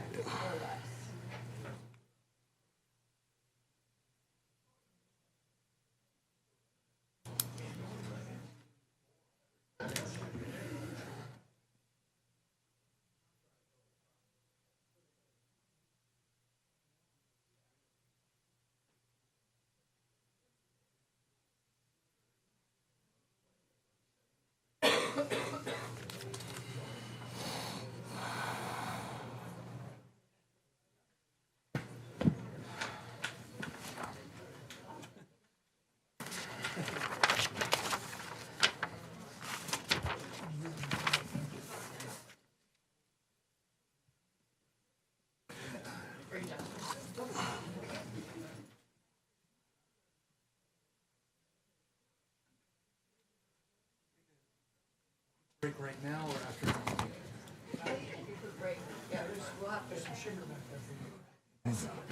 We're going to reconvene at what time? And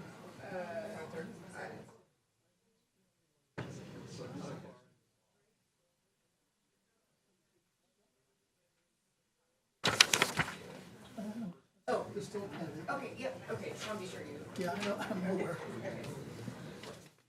you want to reconvene at 30? Is that what it is? Oh. Okay, we'll reconvene at 5:30 to go over the results of the nominations.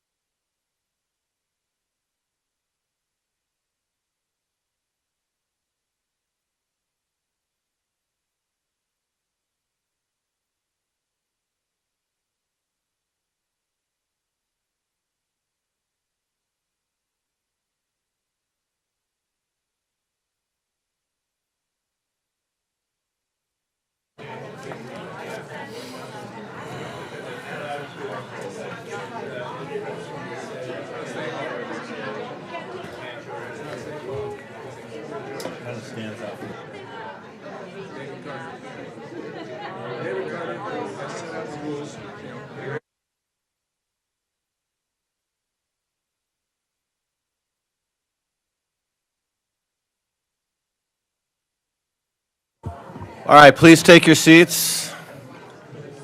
And take your discussions out in the hallway, I guess. We're going to move here to the next round on American Idol.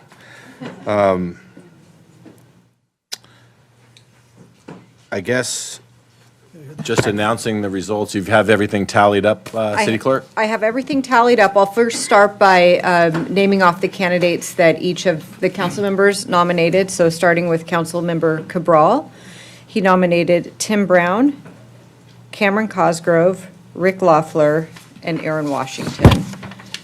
Councilmember Inmeyer nominated Cameron Cosgrove, Dennis Camp, Angelo Pascucci, Donna Vadrine, and Zen Wu. Steve Knobloch nominated Bart Crandall, Christine Selter, Greg Stolro, Tom Streeter, and Aaron Washington.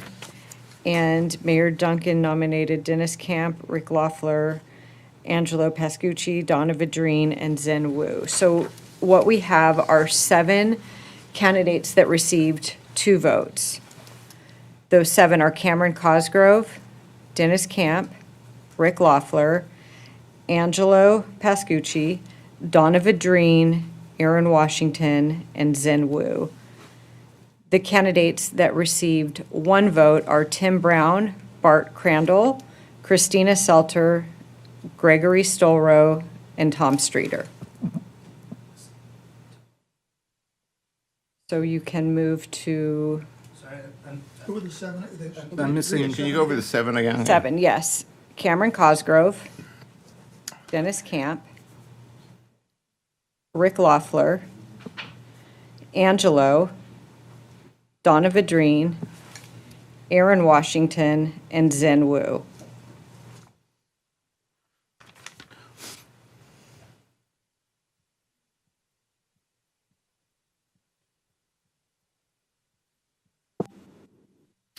Why don't we have another vote where we select 3 of the 7? Oh, I thought we were going to Just a go through, suggestion. and do the interview. questions for each of them. We have 7 finalists, basically, if we go by who got multiple votes. Correct. I don't know that we set that as a hard and fast rule, but I think it was kind of understood that Be about the number. that we were thinking somewhere between 5 and 8. Oh, we do have a thing here that says council will make motions to move candidates that receive multiple nominations. So does anyone want to make a motion regarding the 7, I guess? I will make a motion that we move these 7 candidates on to the next round of interviews. Any second? I'll second that. Okay, so motion is Enmeyer, second is Cabral. Councilmember Enmeyer? Aye. Councilmember Cabral? Aye. Mayor Pro Tem Noblock? Aye. And I'm an aye. So, there we go. And so from here, council, you agreed to ask each candidate 2 questions, and each candidate would get 1 minute to answer each question. Were we going to sequester the candidates that weren't being asked questions? Or We were going to ask for them to voluntarily step out of the room so that they didn't hear the questions that were asked to others. Although, part of that was the idea that we'd be asking the same questions to everyone, which I that's think. true. Well, this is a public meeting. I'm not sure that it's appropriate to ask anyone to leave the room. City Attorney, would that be problematic? You can ask them, they can voluntarily agree to comply, you cannot force them to leave. Yeah, I didn't think we were going to force them. We were going to ask them. They don't have to. Yeah, we were going to force them. Sergeant at Arms. Yes. Where's Captain Because Christian here? we can't force them because our sheriff's not here. That's right.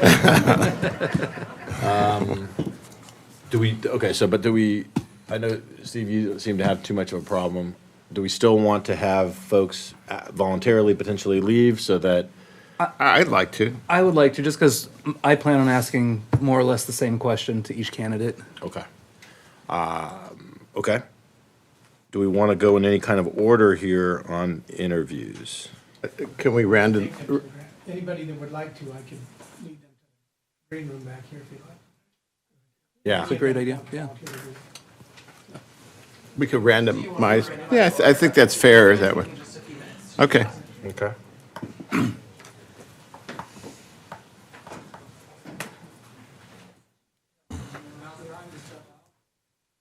Yeah, if you want to, you can go to the green room. Oh, wait. They have treats. There's cookies. There's cookies.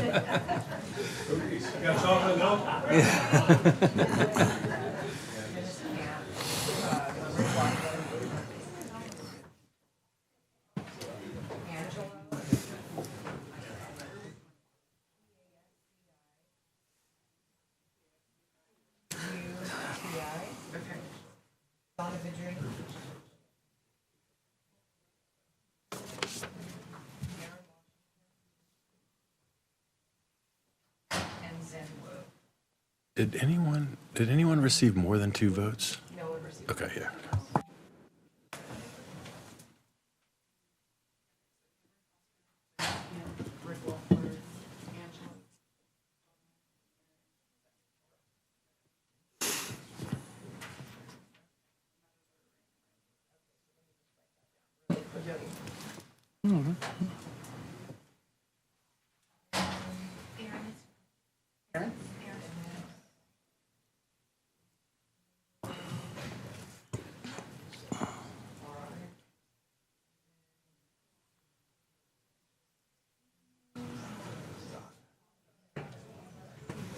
I've got the timer set for 1 minute for questions.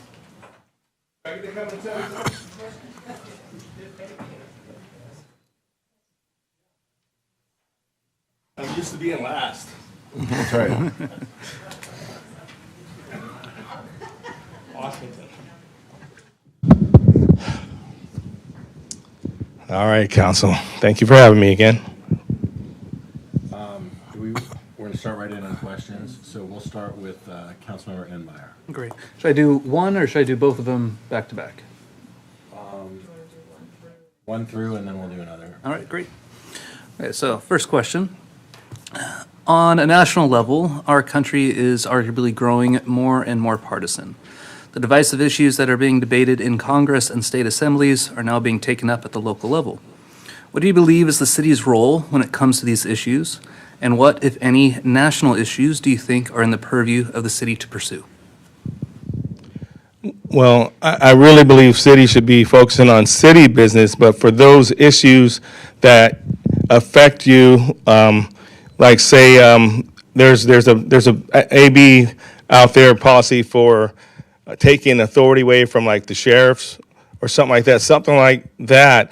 I mean, I watched you guys the other day writing a letter of where you stand on certain issues. If it impacts the city, for us to make a statement, as a whole that you all agree on, that's fine. But I really think we should be more focused on city business, things in our lane, and preserving our way of life here in San Clemente.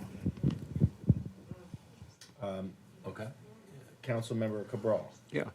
Could you discuss for me or address the issue of the criminal or code violations or activity around, particularly North Beach, downtown area, and how you would address that?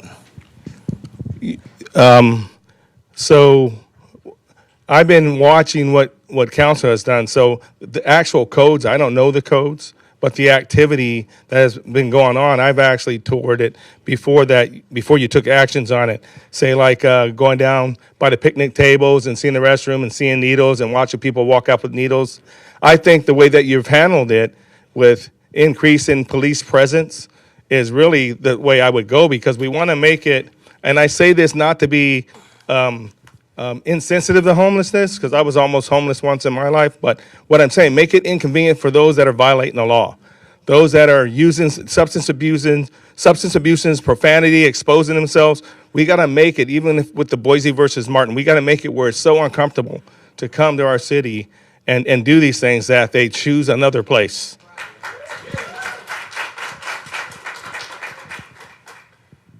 Okay. Mayor Pro Tem Noblock. Following up on the sort of the sentiment of Councilman Enmeyer's question about political issues, larger issues on a regional scale, What are your thoughts about folks that serve our city on various committees and commissions? Do you think it's important that we understand their position on things like critical race theory, which was recently asked during the Human Affairs appointments last cycle, and ESG, which was recommended by our city treasurer as the standard by which we invest our $160 million of city funds? What are your thoughts on the importance of those issues as we make city decisions? Well, I think that's very important that we're knowledgeable of those things. And, you know, because our kids are affected by these things. But I think the question that he asked, at least the way I took it, is should we be spending time, addressing those things, actively? And then I felt that it was distracting us from local. Of course, we got to be knowledgeable. I would have to learn more on those issues as they're being presented. I'm sure our staff would also be presenting to us, hey, there's this posture going on with something that's bigger than San Clemente that could affect us, like we were talking about housing, affordable housing, or those ADUs is what I was trying to say, ADUs and stuff like that, and losing permits. Anything that's being decided at a higher level could impact us at a city level where we would lose local control. Things like that are going to impact us inadvertently. For sure, we need to be up to speed on. Okay, thank you. We're doing the 1 minute now, so it goes quick. Okay. It starts out yellow. I got 1 minute, not you. Am I too loud? I'll put it down. No, you're fine. You're fine. I want to make sure everybody can hear. Aaron, my question is fairly broad. What is it about yourself, your background, that separates you from the other candidates here for this appointed city council position? What separates me? Well, first of all, just where I come from. I come from a single parent in San Diego, the ghettos of San Diego. I've been driven. I worked my way up, bounced between parents, went into the Navy, made my way, put myself through school while I stayed in the service. I'm compassionate about serving our country and my community. I put other people before myself. I just been that way all my life. So I just want to do good by this city. This is my home now. This is where I will die. So I want to do good. It doesn't matter, like I said, my political affiliation. When I say I'm going to work across the lines, I mean that. I'm not, and you already know that, Block, Steve, but that's it. I just want us to work together for the majority of the people. We're not going to make everybody happy, but I want to serve the majority of San Clemente. I might want the light pole here, but the majority wants it here. I'm going to vote for it to go there. Thank you. All right. Yes, second round of questions. So you mentioned a little bit about homelessness at North Beach. My question about homelessness in general throughout San Clemente. What specific plans or actions do you have for homelessness at San Clemente at large? Well, back in 2022, when we ran into each other, it seemed like my plan had holes shot in it. I met with the mayor of Howard Hart in San Juan Capistrano because I said I would after I ran, because my plan was going at a commissioner level, now that I'm a commissioner, going to the cities and seeing if they had an appetite for getting together, coming around the table and picking a spot to put a temporary shelter so we could get rid of the Martin versus Boise. That thing that was tying our hands for our sheriff, say that they can't move someone. There's no appetite for it. My eyes were open wide. So I'll be honest with you, I don't have the plan for you. That's where I say we would definitely have to come together, and we can't give up talking to the other cities. We got to continue beating that drum because everybody's coming to us because we got the beach. It's all funneling here. We build it, they will come. But we got to find a spot that's not so attractive right to the beach. We got to find somewhere more inland where we give them the services, mental health. Thank you. Councilmember Cabral. Yeah.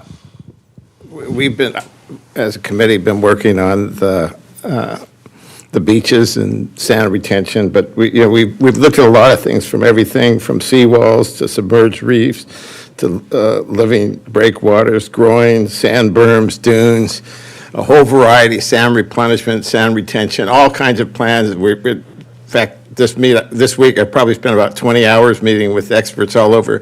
What's your solution to our beaches and making them as beautiful as they once were. Well, I will tell you, I mean, I get the plan with the beach dam replenishment. Steve Knobloch, I think, mentioned, Councilmember Knobloch, you know, the dredging. One of the questions I had, but it's because I've been talking to local experts, and Susie Whitelaw, I haven't talked to her, but her friend Gary, I play golf with him. But the dredging, I said in the Navy, when I make water at sea, I go 3 nautical miles from land because of the mercury, the iron, all the chemicals that are in the sand. So if they're going to dredge it, how far out are they dredging? I like the dredging plan, but are we dredging it? Does the sand have to be lab tested to make sure that we're not putting it on the beach and little kids eating something and now they got lead poison, mercury poison? These type of things is what I was thinking about, but I like that idea because you're pumping the sand, you're putting it out there, but are they testing the soil, the sand that they're taking out and dumping? How far from land is it? Is it outside the 3 nautical mile limit of where you make fresh water for drinking? Thank you.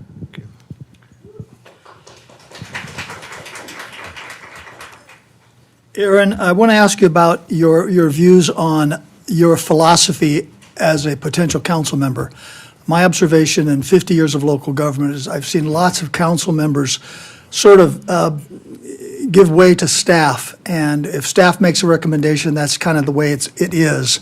And so what I've observed is staff making policy decisions on behalf of the council, which the council should be setting policy. I'd like to know your thoughts on how you view your position as a council member, taking into consideration what the staff says, but if you're having a disagreement with staff, or if, I want to know, I guess, your strength of your personal views versus staff that says this is the way we should go. I want to know sort of your thoughts on how you would view a difference of opinion, so to speak. So this is where I'm going to try to tap into my Navy experience, because we deal with this with my department heads that are with me, and when they come to me with something, a recommendation that I may not agree with. Being a servant leader, you know, being a good active listener, and asking them questions in, you know, not an attacking way, you know, and asking them, you know, what chapter, verse states this and that, but in a way that I want to learn, not in a way that I don't believe you and I don't trust you, but just I want to know more about it so that I can help make a decision. I think we're in that position to be that servant leader where you're listening and you're not just taking a blank check, oh, staff said it, it must be good. That's why I say I add a different aspect to the council because of the technical background I got in all the areas that the city manager is overseeing. When you talk about water production, sewage processing, firefighting, when you deal with chemistry, ocean water chemistry, you know, all that stuff, I dealt with it, so I just want to tap into that. Thank you. Aaron, we've talked about homelessness and coastal issues a lot.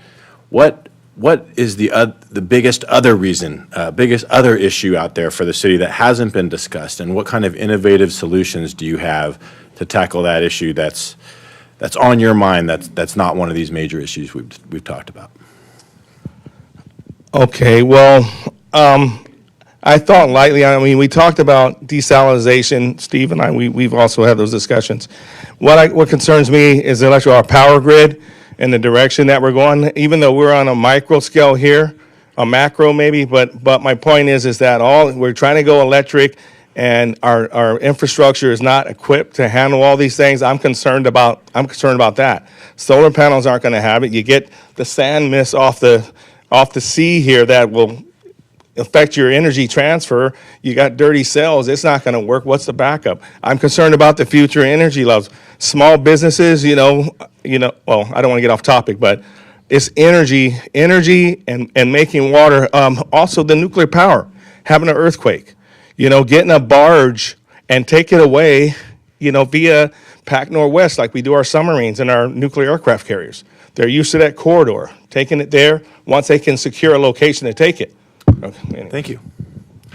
All right, that concludes the questioning. We're on to the next person. Is that how we're gonna do it? Dennis is next. Okay. Thank you, Aaron. Does Aaron need to go back, or can you say? Aaron, you don't have to go back. You don't have to go back. Oh, I don't have to go back. Oh, I might tell them all. That's right. Let's keep the soundproof booth in place there.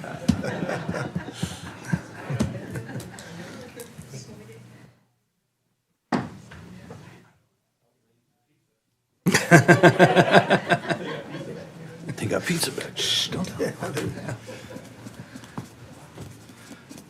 Tell them about the sandwiches. Piece of pizza. I think the pizza's gone. Boxes are in there. Council. Mr. Camp. All right, well, the way we're doing this is each of us is going to ask a question, and then we'll go through for a second round after that and ask another question. You have a minute to answer. We'll start off with Councilmember Enmeyer. On a national level, our country is arguably growing more and more partisan. The divisive issues that are being debated in Congress and state assemblies are now being taken up at the local level. What do you believe is the city's role when it comes to these issues? And what, if any, national issues do you think are in the purview of the city to pursue? Those are great questions. 1 minute, huh? Okay.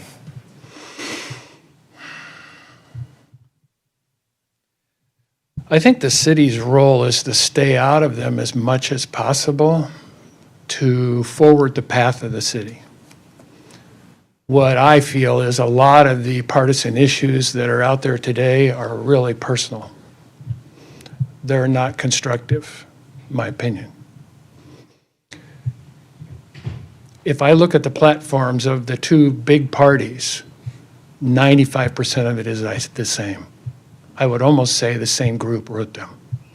It's only in the very last pages are there some differences. And then I think it behooves organizations to create friction for whatever reason. That's unfortunate. So what is the city's role in the national issues? Number one, it's to get the city back together again. Thank you. You only have a minute, so that goes fast. Don't worry. We'll get used to it. Dennis, my question is similar related in a way to larger cultural issues. What are your thoughts on the significance of any of our city leaders and commissions and committees having a strong position on things like critical race theory and ESG, the concept of considering the environment, the social, and the governance issue and where we invest our money, as our city treasurer suggested we do last year. What are your thoughts on that? Another great question. I don't know enough about ESG to comment.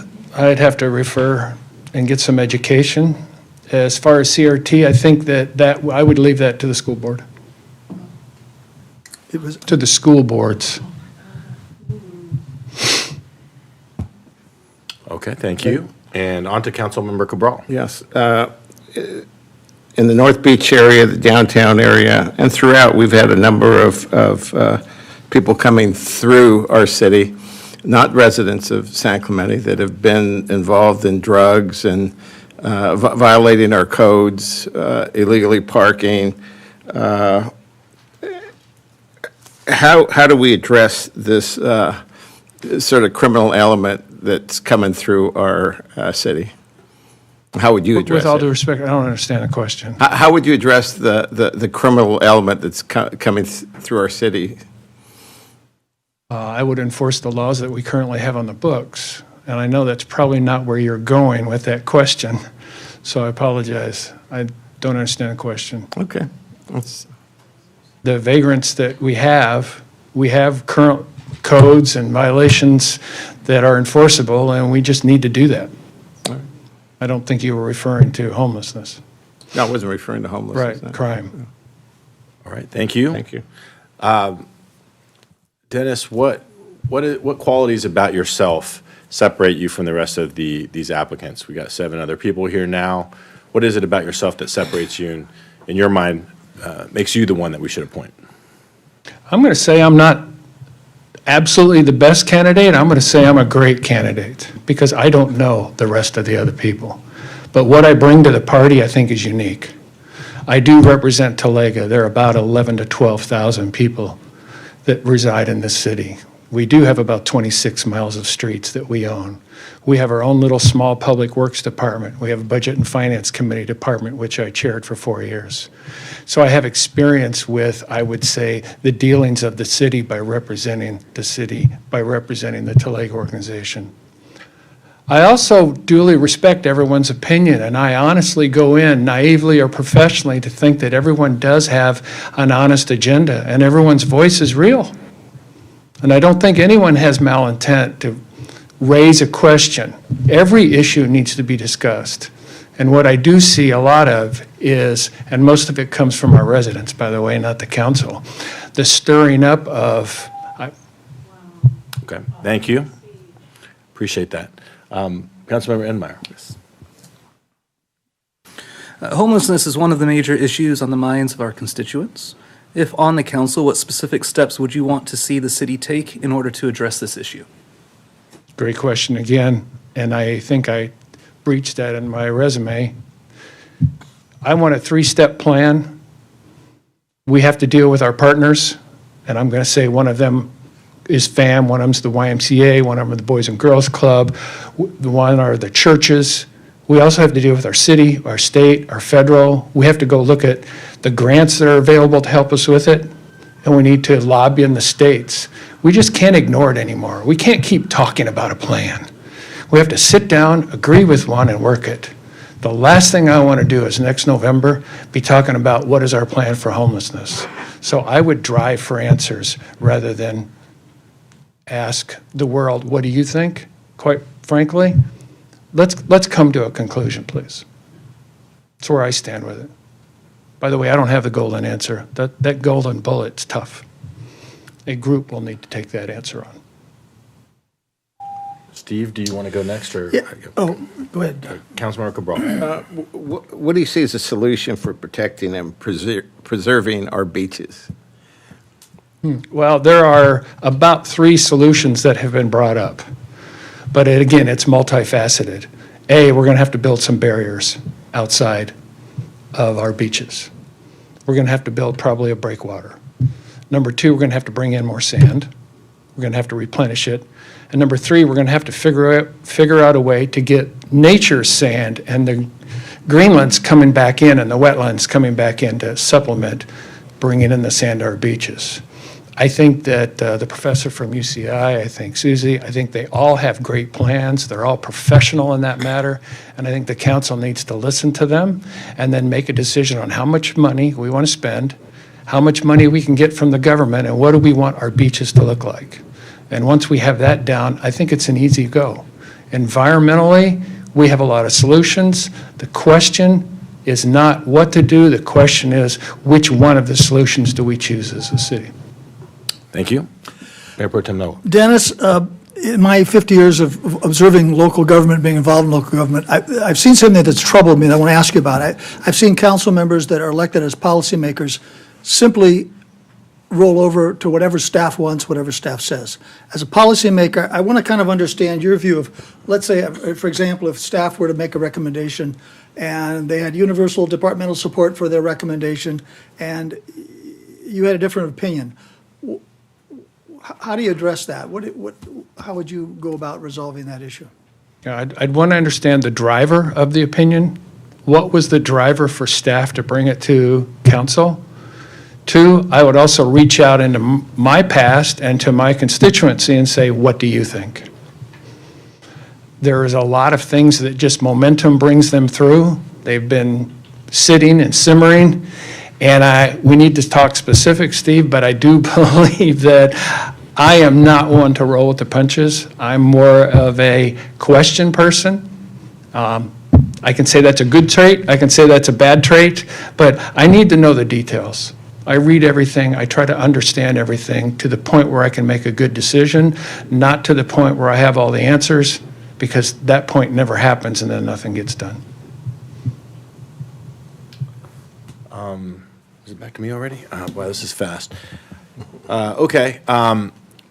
We have a lot of the same kind of key issues keep coming up: homelessness, public safety, coastal issues.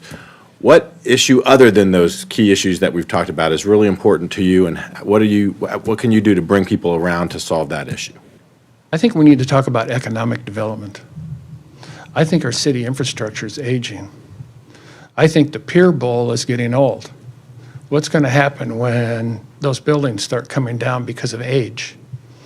What's going to happen when our sewers are overrun? What's going to happen when our water? So I would try to say, let's put a plan together for our long-term infrastructure. And that's passionate to me. That kind of fits my profession as well. And then I also think, and I mentioned it in my 1 minute, or my 3 minutes, $3.1 trillion are coming today. Never in the history of the United States in 2023 dollars have we got even close to this, not even in the WPA back in Roosevelt's. There is enough free money out there that the government will give us to help us rebuild our city. And I would grab everything that I can through grants to be able to bring as much of that money to here. Thank you. All right. Okay, appreciate it. Thank you. Thank you, Dennis. Angelo is up next, and Megan is grabbing him. Dennis? Oh, he left something. He left his iPad. You can go get it. Oh, they're bringing it up. Okay. We can't poison the well. Can't poison the well. Say, Laura?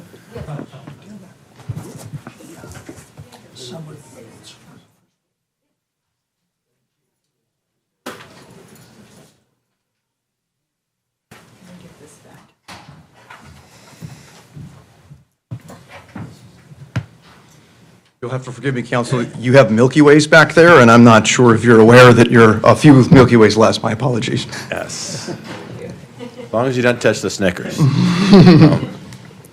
Okay, we each have a question for you. Actually, we each have two questions. We're going to go in one round, then we're going to come back and ask another series of questions.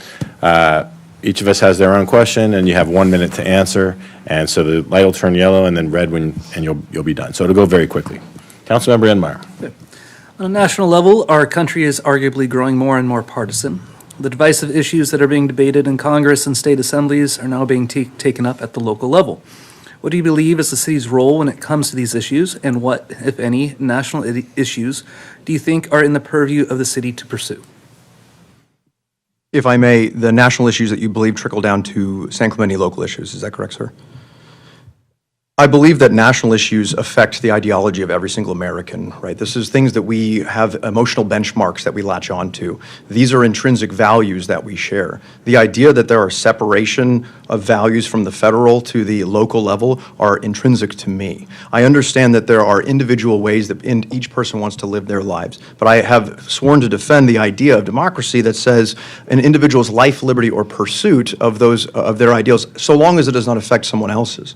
Where I look to this within the local level is when you talk about some of the more volatile issues, gun legislation, right to privacy, individual issues such as that, I look to side on the idea of the individual itself.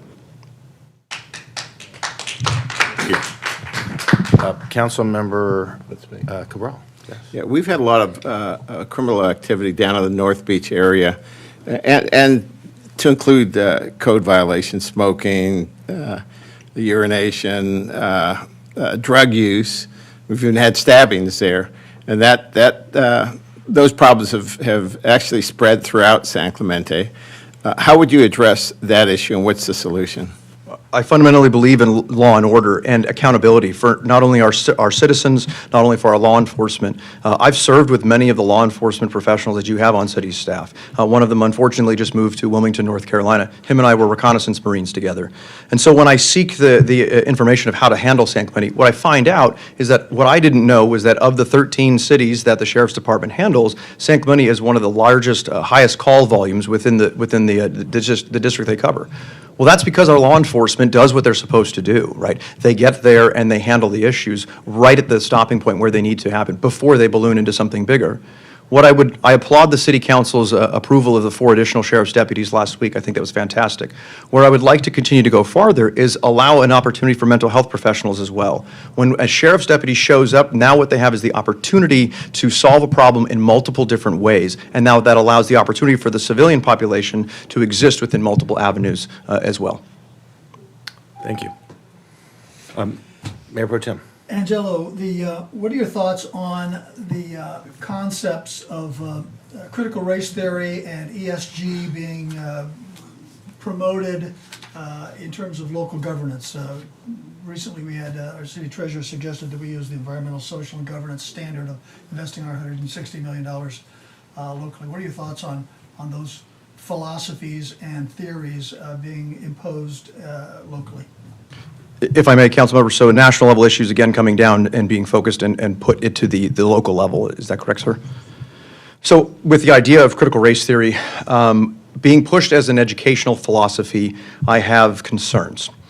What I look to defend is the ultimate the ideal for a person to make decisions for themselves and their family that operate along their own value chain.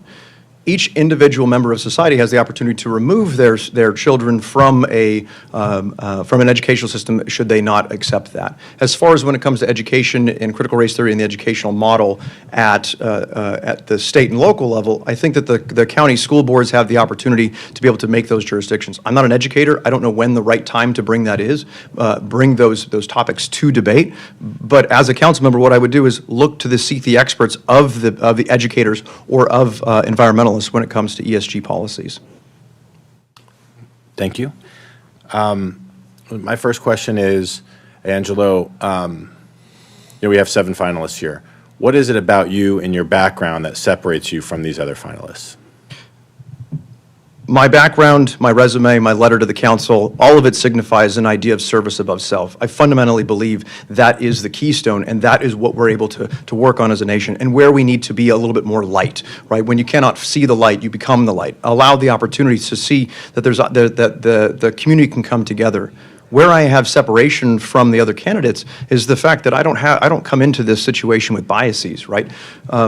In my 21 years of service and all across the world, what I've had to introduce is a level of pragmatism and a level of emotional understanding with every single decision I have to make. Some of the decisions that we have to make in the military are genuinely black and white decisions, and there are repercussions to those actions. City government should be no different. The idea and the capacity to be able to make a decision owning someone's life versus allowing opportunity to control people's lives should be met with the same level of pragmatism, removal of emotional constraints, removal of biases, and looking at the objective facts, which is best for the community. Thank you. Councilmember Enmeyer. Homelessness is one of the major issues on the minds of our constituents. If on the council, what specific steps would you want to see the city take in order to address this issue? Again, I believe, Councilmember, it's a social contract. Accountability is key. Accountability of our elected officials, accountability of our citizens, accountability of our law enforcement, and accountability of the homeless. Although I have an advocacy and I understand the human condition, I volunteer and spend my time giving as much opportunity to help people as possible. But that has to come with a responsible track to be able to allow them the opportunity to escape their plight. I believe in because it is such a complex issue, another complex solution has to be garnered. Law enforcement in the way of singular law enforcement with our sheriff's deputies themselves can be bolstered by mental health professionals, as which we saw was an option 2, I think it was in the last city council meeting, which allows 24/7 coverage of mental health professionals. We don't have to solve every problem with a hammer. I love our law enforcement professionals. I want to be able to take weight out of their metaphorical pack and allow mental health professionals to help solve that, giving the the unhoused population the opportunity for escape. Thank you. Councilmember Cabral. Give me your ideas about solutions for protecting and preserving our beaches. Well, if I may, the council's done a fantastic job. I have no complaints as a citizen, so, and I don't mean to be pejorative. I think continuing with what the council has done. Where I come from, we have a saying that says an ounce of action is worth a ton of analysis. I think the time for analysis is behind us. We've done enough analysis, 20 years of it, right? To be able to say that we need more sand on our beaches. We need to be able to have conversations with the Secretary of Transportation to get money into the city so that we can build these things, build our infrastructure back up. If we don't solve the problems now, it takes a heavy investment now to solve a problem for the future. That requires foresight, and of which I believe the City Council has already started. My goal, if I'm elected to City Council to serve with you gentlemen, is to continue the trajectory in which you started us on. Thank you. Mayor Pro Tem.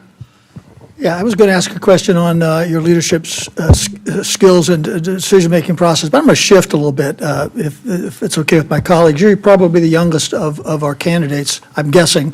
What is your current job obligations that would either help or hinder you in serving the city council? Thank you, Councilmember. I will be retiring from the Marine Corps on Thursday. So I walk across the parade deck at School of Infantry, and now I am done with my 21 years of service. I have achieved a master's degree in business from the University of Southern California, all while being active duty.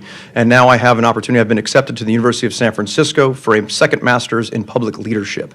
This will be a hybrid program where I'm only required to go to San Francisco one weekend out of every 8 weeks for a class on how to run local, state, and federal governments. This is an opportunity for people of service to continue serving their country. Outside of that, I plan on working on I have a Sprinter van that I've been retrofitting, and so that, and I have just finished my application with the school board for a substitute teaching permit. Thank you. Yes, sir. Thank you. Back to me? Okay. In the course of the application and the presentations, we've hit on, and the questions today, we've hit on a lot of the same kind of issues, like public safety issues, homeless issue, our coastal issues. Aside from those major issues, what issues do you see out there that maybe haven't gotten as much attention, and how can you help solve them better than we have so far? And how have we failed, and how can you put us on the right course for these other issues that may not have gotten as much attention? Or just pick one, because you only have a minute. With all due respect, sir, I'm trained at not walking into ambushes. Tell us how we failed. So what I believe is this, and fundamentally, I go on walks nightly with my partner, Sarah, and we walk around. That's kind of our free time. This is what we talk about a lot, is that issues that face San Clemente are not isolated issues. The Venn diagram on all of these issues touches. When we have a requirement for law enforcement, or we have 1,800 service calls, and we know across the 13 cities that we have the highest number, that also touches homelessness. So when it comes to like small business, some of the things that I have an aptitude for, that's what my business degree was on, entrepreneurship and small business. When we're looking to attract people to come in, A, be tourists in our city, and B, look at business, that has to do with law enforcement, it has to do with coastal erosion, and it has to do with the homelessness epidemic. So all of these don't exist in a vacuum, so we can't take vacuum-sealed approaches to try to solve each one independently. It takes a collective effort. Thank you. Nicely timed. Okay. That's the last question. Okay. Appreciate it. Thank you, Angela. I appreciate the opportunity. Thank you. Can I get some more Milky Ways in the back? You're done. You're done. Got one shot at that. Rick Loeffler's next, and Megan Rick is is left. getting him. Rick, and then who else? Donna. Zen, Zen. Donna, Cameron. Cameron.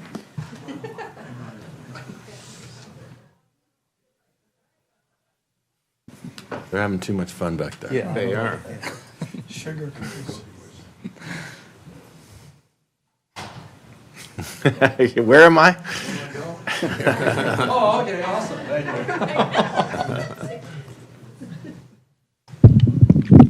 Okay, Mr. Loeffler. We each have 2 questions. We're going to do one round, then we're going to do a second round. We all ask our own questions, and then you have 1 minute to answer, so it'll turn yellow, and then red. It'll go very quickly, so be as concise as you can. With that, we'll start out with Mr. Councilmember Enmeyer. On a national level, our country is arguably growing more and more partisan. The divisive issues that are being debated in Congress and state assemblies are now being taken up at the local level. What do you believe is the city's role when it comes to these issues? And what, if any, national issues do you think are in the purview of the city to pursue?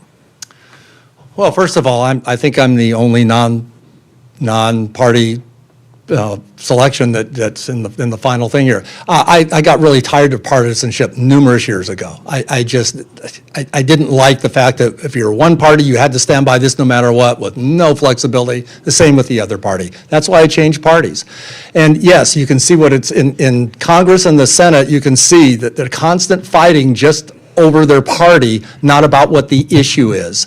As far as national issues, really, we don't have that many national issues here, right in the city. I mean, these are local issues that we have to deal with, and we have to get away from what they are, what the concepts are nationally, because, of course, Senate, Congress, they all have their opinions, and we need to keep that out of the city. Our issues are local issues: sand, beaches, homeless, how we manage it, and that. And that's, I'm the biggest proponent of nonpartisan in the city.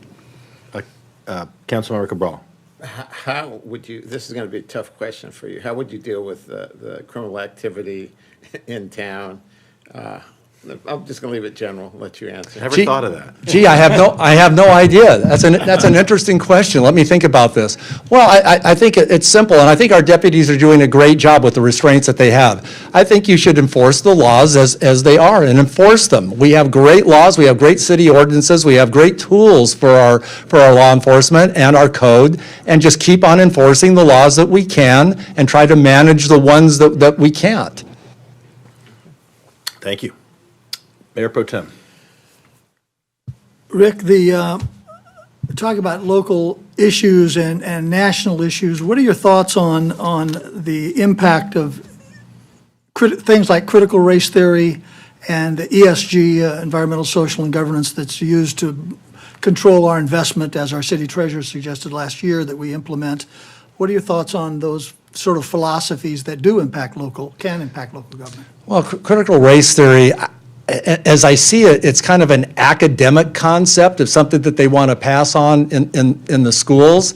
And my personal opinion is it doesn't really have much place in the schools. I think when you're talking about race and critical race, is it should be actually addressed at home. It's a difficult thing to do on a curriculum, and it depends on where you live, what state you live. It's different everywhere you go. So to have a set standard, I just don't think that it's applicable. I really don't. I understand the interest in it, but I just don't think that it's anything that we can address in a school. As far as the environmental, I don't know. I think that is something we can address again, because it's regional, and so we can look at that. The city treasurer, I know that they're looking at how to compartment. Okay. Thank you. Oh, that's me already? All right, Rick, we've got seven finalists here. What is it about you and your background that separates you from the other seven? Not much. I'm really impressed with all seven, and most all of them have contributed to the city continually. When I got involved with the city, it was because I've been in public service for almost 40 years, and I wanted to continue that even when I wasn't getting paid for it. So I participated, as you know, in the Public Safety Committee. Outside of that, as I spoke in my presentation, the Beaches and Parks and Recs Foundation, we raise money for the city and take up a gap that they can't, that they wouldn't be able to pay for, that we do, and we add a lot of services and a lot of programs to that. I'll do the work. That's the main thing. I will do the work. I know the citizens want to be heard. The email calls, I will answer every single one. I'll address the citizens' concerns. Just like the council member that we lost, that's going to be a big gap to fill, and I will do that. And I will do it, and again, I will not run for re-election in 2024. I will make this as a placeholder. Thank you. Councilmember Enmeyer, round two. Yes. So homelessness is one of the major issues of the constituents in our city. If on council, what specific steps will you take to address this issue? I think the major thing is, and I've said this for 5 years, and the last 3 police chiefs can verify this, we need shelter access. We can't enforce Martin versus Boise restraints without shelter access. And that just doesn't mean that we should have shelter access to enforce laws against people. It means that we need to make sure we get people sheltered that are accepting of shelter. Now, there's several different ways we can do this. The first is the county, I think. And with Assembly Bill 7 that's going through there, it specifically says that cities and counties have to address permanent supportive housing and sheltering. So I don't know how they're going to kick that one down the road road now like they've been doing. I'm hoping they're not going to kick it down the road and participate. The other way would be a city like a Tri-City with San Juan Capistrano and Dana Point. Could we get together and somehow establish a shelter somewhere nearby? Beyond that, there's nothing we can do. This is the step that we have to take now. We have to find shelter access, period. Thank you. Councilmember Cabral. Yeah, in our beach subcommittee, we've been looking at seawalls, dredging, sand retention, sand replenishment, armoring, dunes, berms, groins, breakwaters. Tell me what your solution is for preserving our beaches. Oh, my solution, well, you do just like they did back in the 1920s when Waikiki needed beaches. They went to Manhattan Beach and brought a bunch of sand over in boats and dumped it. I'm just kidding. The fact is, yeah, San Clemente has never been a place where we've had a lot of beach area, just like Malibu and Cardiff and Rincon. When you have points and reefs, it just doesn't seem like you have that much sand. Retention is more difficult than it is like in Huntington and Hermosa and Manhattan, where you have wide beaches. Well, I think we've done a great thing. It was 20 years in coming, but we've contracted with the Army Corps of Engineers, who should certainly know the best way to do this. We have to keep our fingers crossed because there is no guarantee, and I think that's the issue. There is no one plan that always works. But I think the council has put forward a plan and contracted the right people to go ahead and start this in motion. Thank you. Mayor Pro Tem Noblock. Rick, I want to ask you about sort of your governing philosophy. In 50 years of observing local government, being involved in local government, what's concerned me is policymakers that sit on the dais oftentimes roll over almost automatically and universally to staff recommendations. If you had I'd like to know your thoughts on how you view staff recommendations, and if you have an opinion that differs staff recommendations, how would you move forward in making a good decision? Sure. Well, we've got a great staff, for sure.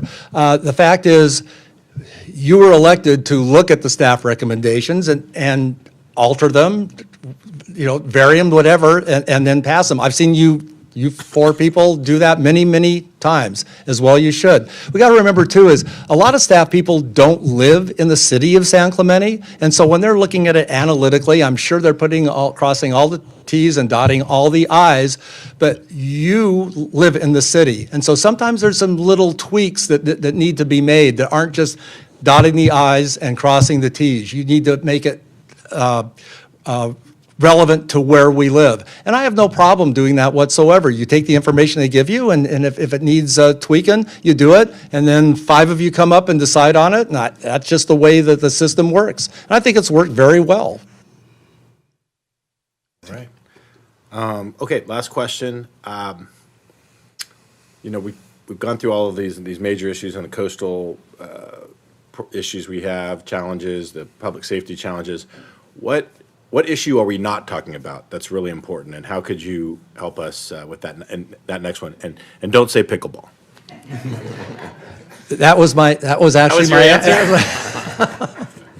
Well, what's great is we have a community here that is very, very involved. I've talked to a couple of police chiefs in different areas. They say, boy, your council meetings, they go on for 2-3 hours. We're out of here in an hour. One of the reasons that is because we have citizens that come and bring up issues. They're not shy about doing that. So I don't think there's ever been a problem with having issues brought forward to the council of the city. Our citizens are more than happy to do that, and I think as council members, that's what we need to do, is we need to address the issues that the residents bring forth. I mean, we're looking at so many things right now, I can't think of too many things that haven't been brought forth. I mean, unless you're talking about an alien invasion or something, I think we're kind of on top of it, and if we're missing one, rest assured, it will be brought forward. All right. I think you're right about that. Okay, thank you. Appreciate it. Thank you for your time. I wanted to tell one lawyer, okay, I'll tell that lawyer joke one later. lawyer Thanks a lot. Zenwu is next. Zenwu. Followed by Cameron, followed by Donna. Cameron, Donna.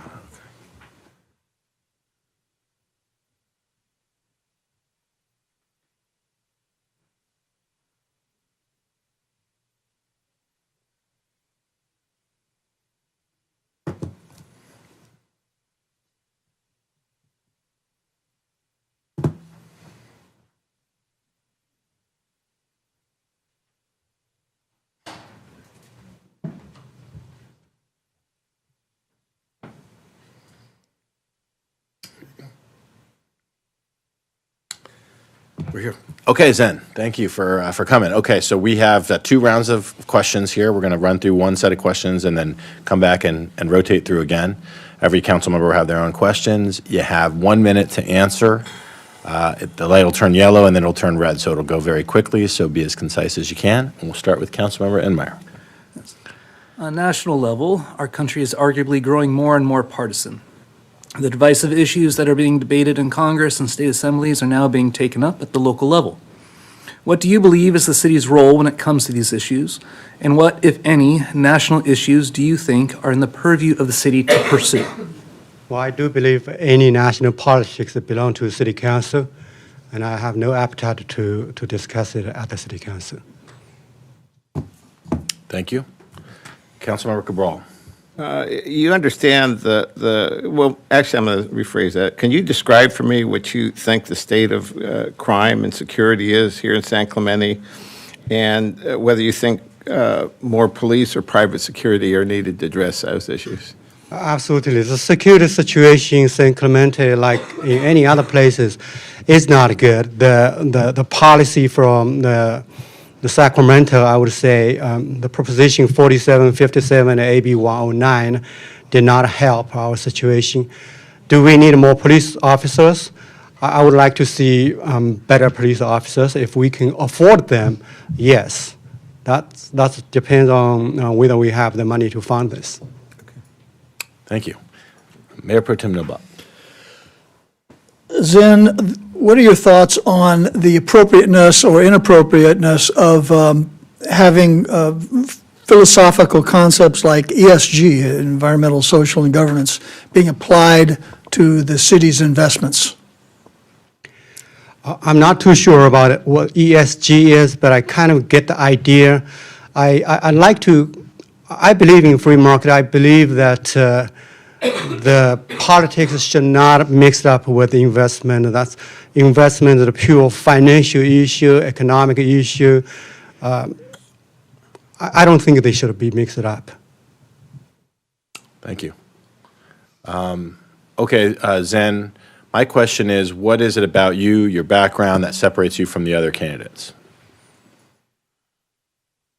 Well, we still have 7 candidates, so I think what separates me is the first thing is I've gone through, well, not separated from all candidates, but separated from some candidates, is that I went through the campaign process. I knocked thousands of doors, talked to our voters. I understand their needs, understand their concerns, and I received lots of votes. And I did not win, but I did have many supporters.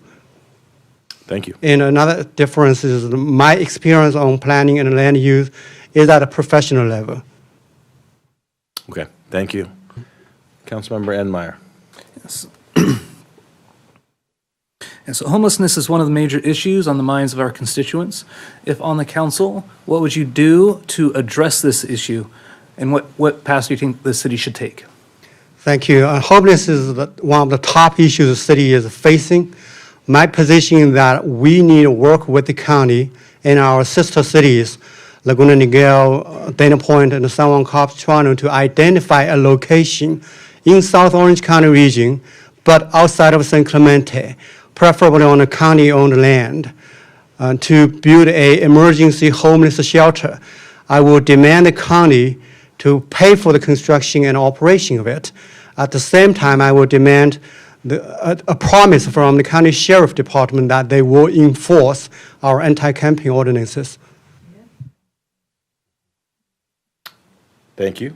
Councilmember Cabral. Yeah, in addressing our beaches, some of the ideas that have been thrown out there are seawalls, artificial reefs, groins. Do you have any views or thoughts on utilizing those kinds of tools to protect our beaches? I think that practically a groin would be the great engineering things to protect our beach, because to keep our sand, the only issue is that the Coastal Commission doesn't like it. This is against their policy for retreat management. I do not like that retreat management because I think our property owner along the coast deserve some protection. So Sand replenishment is what's left to us as the most practical means. And also the man-made dune, the sand dune, that is part of that sand replenishment, but it's what they call a nature-based. Mayor Pro Tem Noblock. Zen, I want to ask you your thoughts on sort of your decision-making process. I've observed, to my dismay, over 50 years of watching local government, that oftentimes policymakers simply roll over on a routine basis to staff recommendations. Let me ask you, if let's say your opinion was different than staff, how would you go about reconciling your decision, your vote, in consideration of a staff recommendation that you disagreed with? Well, my starting point is I would defer to staff recommendation unless I find something that I strongly disagree with. And if I do have, in this situation, I would talk to the staff and find out the difference and go from there. My operation, the modus or MO is I gather facts first. Then I use my logic to analyze the situation and I render a rational judgment on things. I work with other people. I'm open to be persuaded. A lot of time I have a strong opinion, but I'm open to be persuaded. Thank you. Okay, last question. Aside from the major issues we've discussed, what are the issues we're not discussing? Or what's one issue that is out there that's important to you that's not something that has come up today or comes up in the normal course of business? That in other words, that we may have missed? I don't really have any. You think we've done everything? Okay, good answer. All right, appreciate it. That's it. Thank you for your time, sir.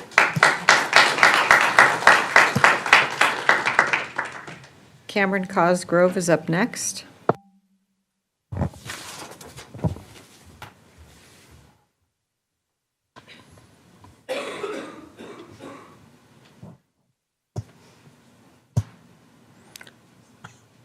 Let's get a cough drop for.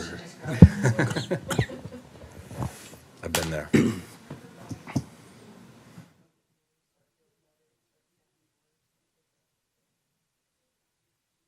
Yeah, then the more you think about it, the more you end up coughing.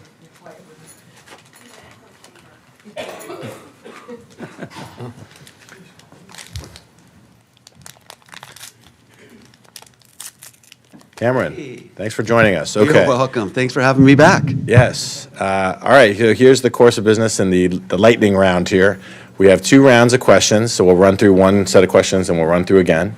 Every council member will have their own question, and then you'll have 1 minute to answer, so the light will turn yellow right away, and red, it'll go very quickly, so please make sure you're concise and get your answer out within that 1 minute, because we will cut you off. Set my own little phone timer to do that. Okay. Okay. Councilmember Enmeyer. So on a national level, our country is arguably growing more and more partisan. The divisive issues that are being debated in Congress and state assemblies are now being taken up at the local level. What do you believe is the city's role when it comes to these issues? And what, if any, national issues do you think are in the purview of the city to pursue? That's a great question, and I have kind of a point of pride to focus on nonpartisanship, because it's very easy to allow the national debate to bleed into what you think and what you're trying to do. Frankly, the only thing at a national level that I think really is pertinent to San Clemente is what the Department of Energy's responsibilities are for the removal of the nuclear waste at San Onofre. That is a very big problem, and the Department of Energy has that responsibility. They have money, but they don't have a plan. And that, to me, would be the one area that I think we should focus on, encouraging the Department of Energy to build a plan to get that fuel out of there. And I think that's my 1 minute. Thank you. Councilmember Cabral. Yes, how would you best describe the state of crime in San Clemente? And what solutions would you see? More enforcement, private security, police? I think that's a great question. Obviously, the homeless is a lightning rod issue, and the crime associated with those activities for people are either stealing, doing drugs. That needs to be probably looked on as a very small focused area. And I understand you guys are adding another patrol district, and that's a good idea. I was not opposed to the private security. That's what Oceanside does. I've observed them. They're respectful. So I do think that should be a focus area. And then you have crime at large. I live in Talega. My wife was absolutely terrified when the burglary ring was running rampant through Talega. And when you are living that day to day, that fear, it just robs you of your sense of home. And so we need to do a better job, I think, with metrics to make sure our police. Oh, that's my Thank time. you. Mayor Pro Tem Noblock.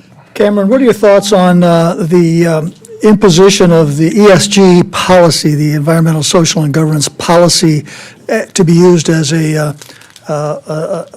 standard for making investments in our $160 million budget?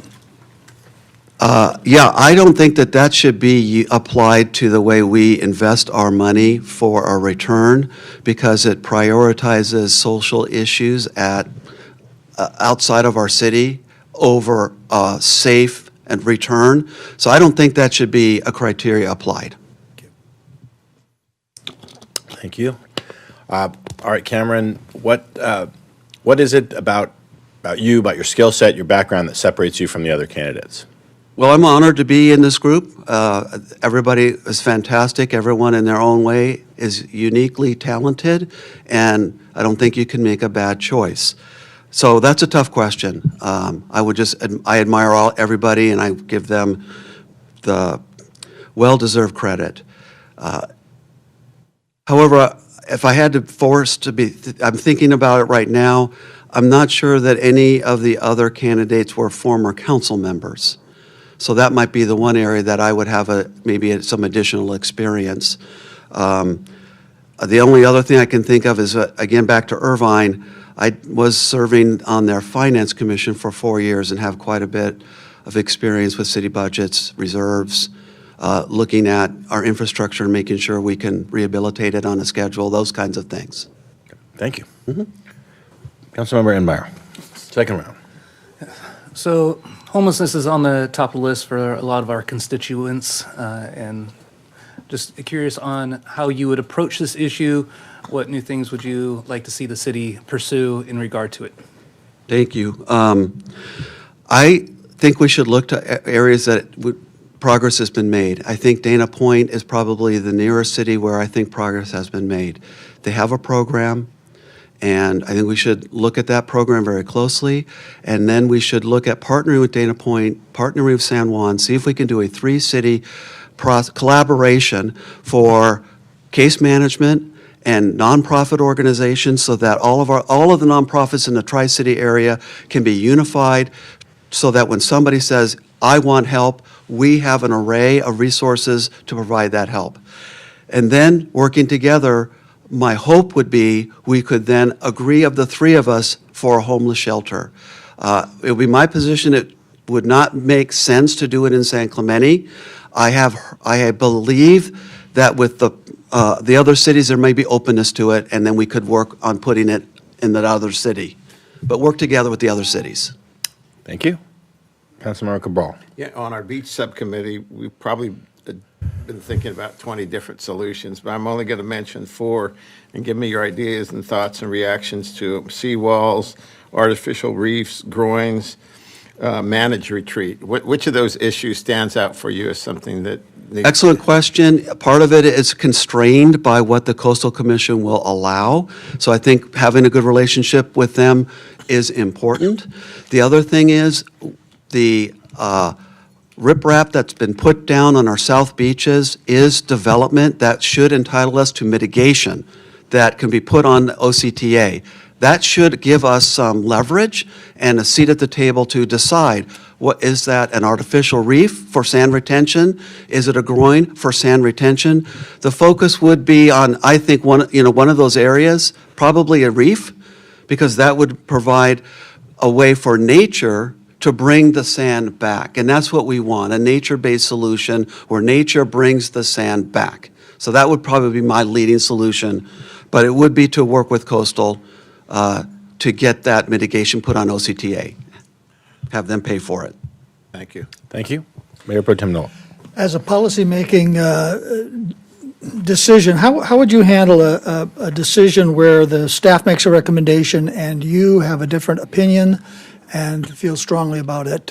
What is what thought process do you go through in Thank you for making your a decision? question. That happens somewhat frequently on Planning Commission.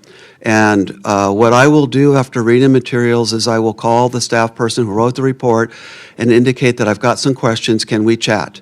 And I'll ask them my questions with an open mind that maybe I don't understand what they've written, or maybe I misinterpreted something, or they're looking at it in a different way. And oftentimes I will come away more educated and say, those are good points, I didn't understand that's where you were coming from, or those were your constraints that you were dealing with.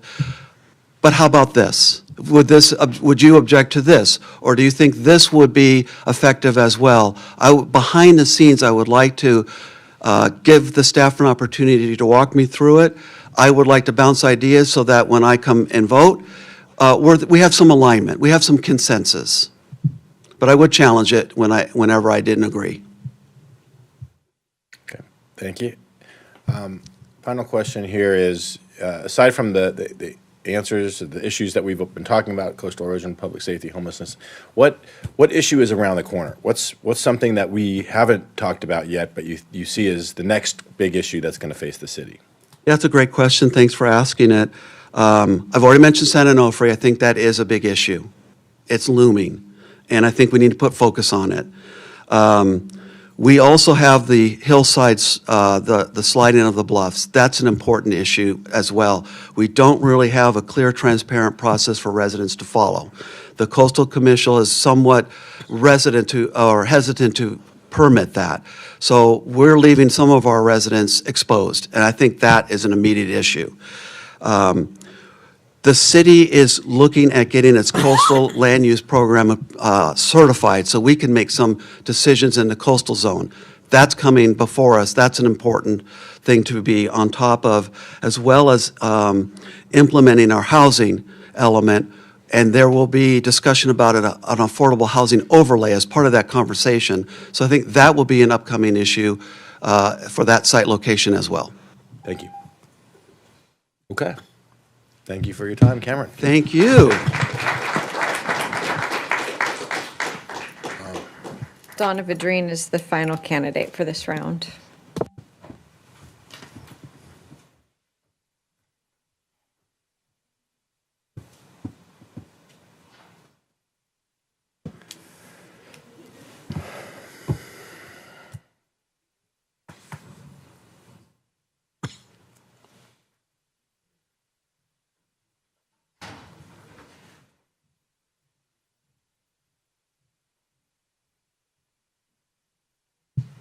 Donna, all right, thanks for joining us. This is the sort of the lightning round of questions. We're all going to have 2 questions for you. We're going to run through one set of questions and run through again. You'll have 1 minute to answer, so the light will turn yellow and then turn red very quickly. So make sure that you are concise and get your answer out in that allotted time, because we'll have to cut you off. And with that, we'll start out with Councilmember Enmeyer. On a national level, our country is arguably growing more and more partisan. The divisive issues that are being debated in Congress and state assemblies are now being taken up at the local level. What do you believe is the city's role when it comes to these issues, and what, if any, national issues do you think are in the purview of the city to pursue? I think we can set the example at the local level by not bringing partisan politics into our government at City Council. So I think City Council needs to focus on local issues, and we can have our voice on education at the school levels. We can have our voice on climate with outside of City Council. So that's my answer. I think we need to, at City Council level, not have partisan politics. And we can set the example for all other levels of government in California and at the national level. Thank you. Councilmember Cabral. Yeah, every day I would say at least receive about 5 emails of criminal activity, smoking, drinking, drug use, bike theft in San Clemente. How would you describe the state of crime in San Clemente, and how would you solve it? I think we have a homeless problem in San Clemente. I think we need to work together with our sheriffs, with our outreach service workers. We need to have a comprehensive strategy. I've seen some progress in that with both you and Mark leading the homeless subcommittee. And I think we are making progress. I think we do have education, and I do not believe in enabling homeless children, grandchildren. I do not believe in enabling, but I do believe in solutions, and I think that's where we need to focus our energy and our attention, and we need to work together to continue to make progress on this issue.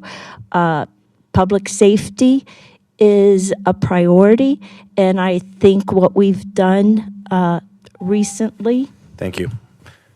Mayor Pro Tem Newman. Donna, what do you think about the appropriateness of the philosophy of ESG, environmental, social, and governance, being imposed to determine how our city funds are invested? You'll have to repeat that. There are some terms that I'm not familiar with. What is your thought of the philosophy of having ESG, environmental, social, and governance standards being placed over the investment of our $160 million budget? It's an investment philosophy. It means we invest only in the proper environmental businesses, the proper social. I think every action, our governance being investment being controlled by people that have the proper people on their governing board. I think every action we take, we should take the climate into consideration, because I do think we are at a crisis with our climate. I think we need, we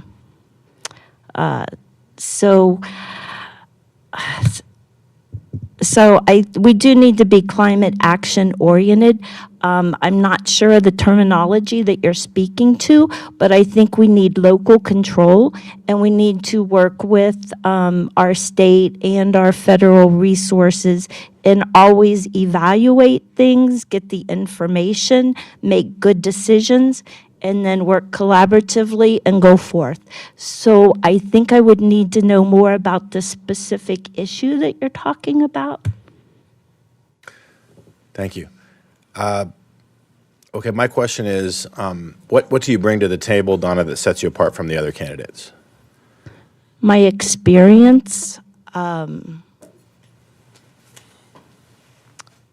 knowing San Clemente, watching every city, watching every planning commission meeting, just living here, being part of the community.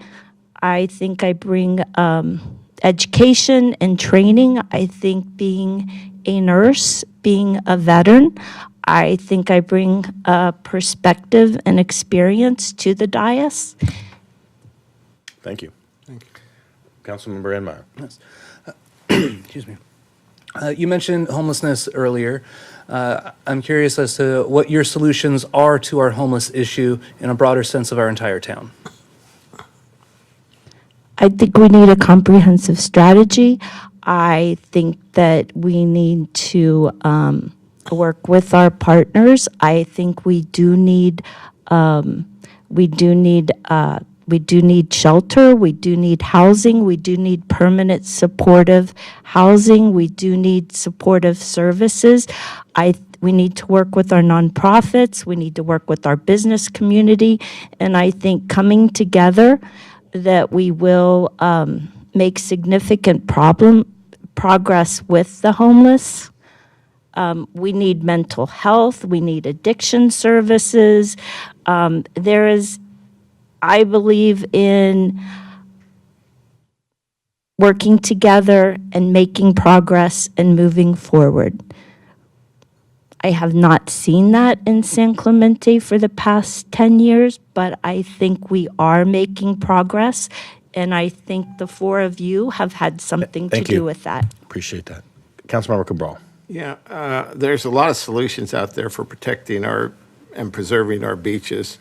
In our subcommittee, we've talked about probably 20 different ones for restoration and retention. But some of the ideas that have floated, seawalls, artificial reefs, groins, managed retreat. Do you have any one of those issues that stands out, that's something that you support or oppose?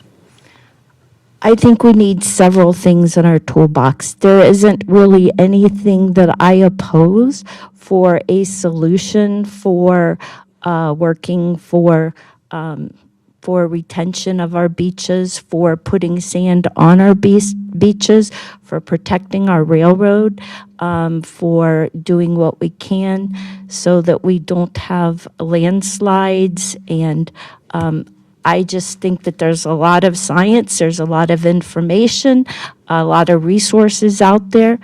I think that's a significant problem for San Clemente, and we need to work together to come up with sensible solutions for that. Thank you. Donna, how would you resolve the difference of opinion with, let's say, a staff report that made a recommendation in a particular way and a strong opinion that you had in a different direction? How would you resolve that issue, or what kind of thought process would you go through in making a final vote? I would hopefully know about it before a council meeting, and I would talk to the staff and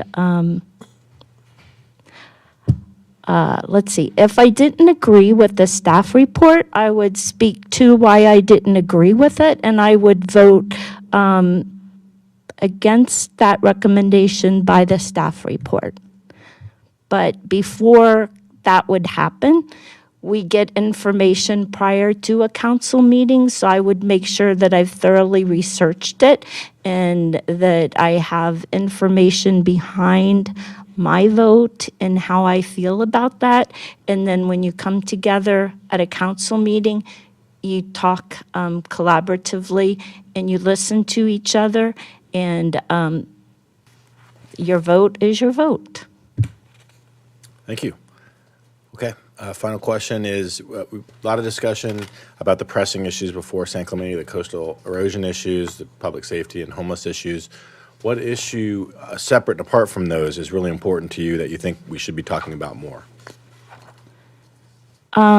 Public health and safety, climate, and I think those are the most important issues. I think supporting our nonprofits and our service organizations.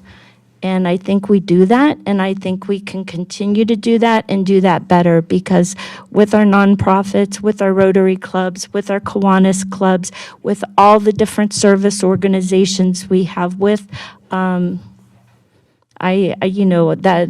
the heart and the soul of the city, and that's how we do our festivals and our programs that make us special as a city. So I think that's important. Thank you. Okay, thank you for your time, Donna. All right, That's it thank for you. our interviews.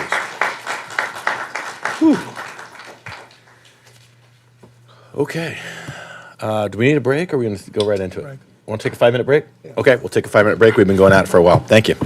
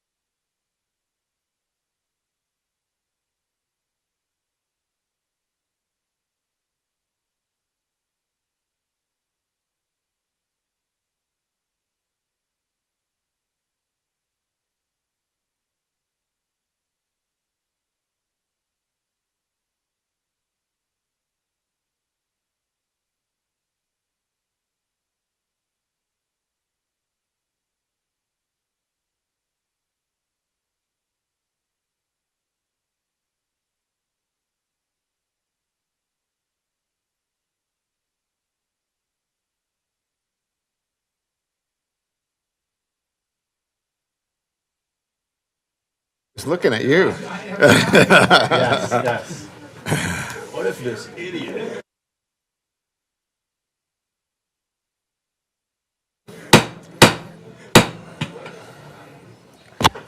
Okay, here we go again.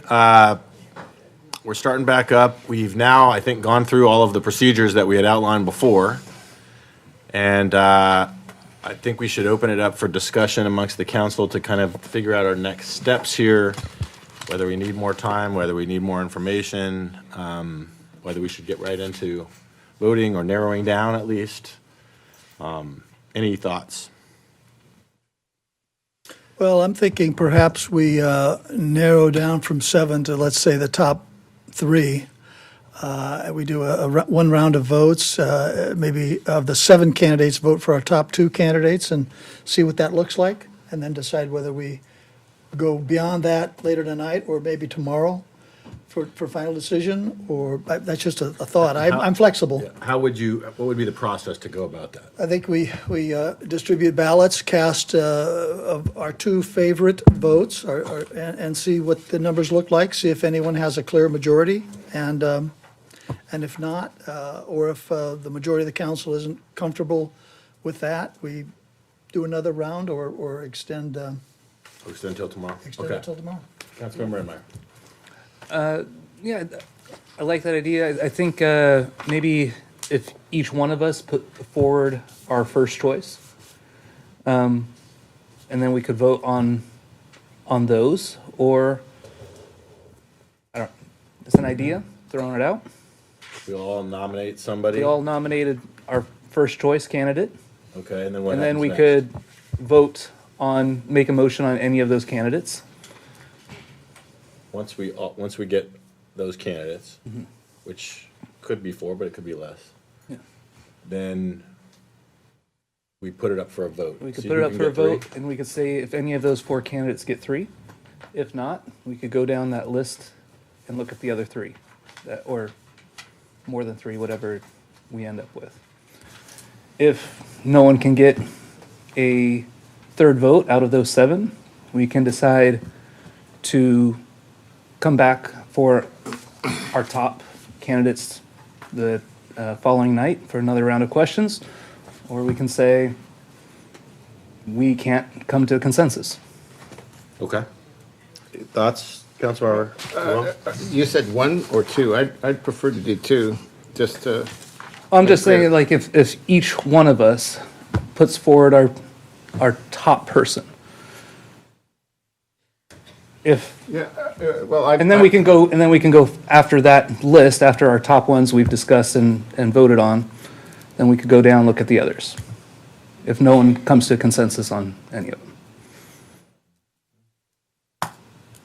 And what, you were thinking 2? I was thinking we do our top 2, and that way we at least narrow it down, hopefully a little bit, and then we take it a step at a It's more time. incremental. Yeah. Because then you just might get a few people who are not in the top, and so we've whittled it down a little bit that way. Laura, do we have a ballot that we could use to do that, or? Yes, I have ballots with your names on them. What I've done is just crossed out the candidates Oh, the that other are ones, yeah. no Okay, longer. then, let me ask this, maybe it's of our city attorney, but the term straw poll has been thrown around. I gotta tell you, I'm not overly familiar with that, right? Like, I was even told, I won't name the former councilor, but he said, yeah, we did a straw poll, but it was not in the public meeting. I was like, I don't think we're supposed to. We'll not give any names, but I don't think we can do that. So how does a straw poll work if separate and apart from the ballot? Or maybe that's what we're doing. Well, first, you can't do anything outside the public meeting regarding. Thank you this- for that this reminder. topic. Yes, we'll pass it on. At all. And a straw poll would just look like discussion, like without taking a formal vote, you just say, what do you think about this candidate? And so you informally are polling each other. It's more like a discussion instead of making a formal motion. So you know where people land without having action being taken. So how is that different than what we're doing here with the ballots, where we're kind of giving our top 2? Is that kind of a form of a straw poll? We'd be able to have some discussion about them and why we believe. Without making a formal. Yeah. So let's say we vote for our top 2 candidates and one person gets 3. they're not automatically appointed until we No. make a formal motion for Yes. the appointment. Okay, but, so this is all kind of like a straw poll? Kind of, It's yeah. sort of, okay. Not Okay. binding, The but main, it's the clearly main a- difference would be that in doing the written ballots, you don't know how the others are submitting their choice, but if you're doing it as a discussion, you would know in real time what people are thinking. All right. Okay, well then, are you comfortable with the two Yeah, that's fine. nominations as an incremental way of doing it? Yeah. All right, let's have every council member fill out. It's filled out already. That's right. That's right.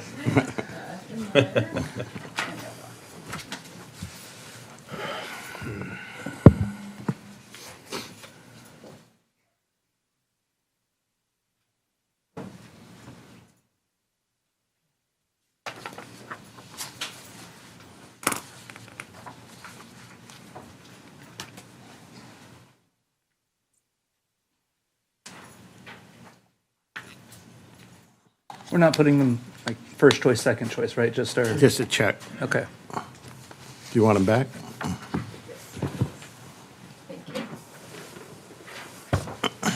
Oh, yeah.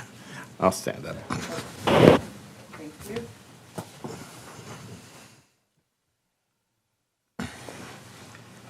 Can we peek?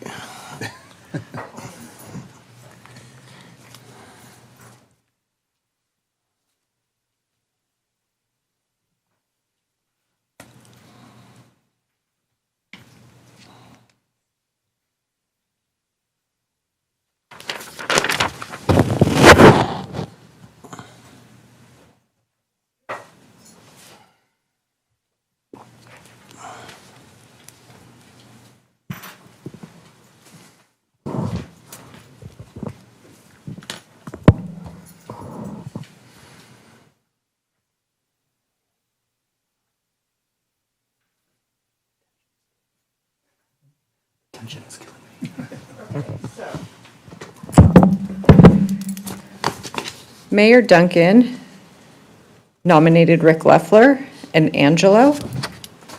We're on a first-name basis now. I think that's easier than Montangelo. Exactly. Councilmember Cabral nominated Cameron Cosgrove and Rick Loeffler. Councilmember Inmeyer nominated Dennis Camp and Angelo. And Mayor Pro Tem Noblock nominated Cameron Cosgrove and Aaron Washington. So that gives Cameron Cosgrove 2 votes, Dennis Camp 1 vote, Rick Loeffler 2 votes, Angelo 2 votes, and Aaron 1 vote.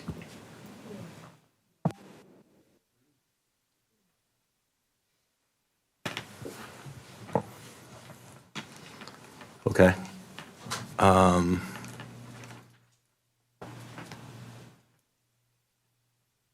Say that again. So we have 3 that 3 candidates with got 2 2 votes. votes, so That was Cosgrove, Rick and Angelo. Rick, Loeffler, and Angelo. oh, Angelo, yeah. Correct.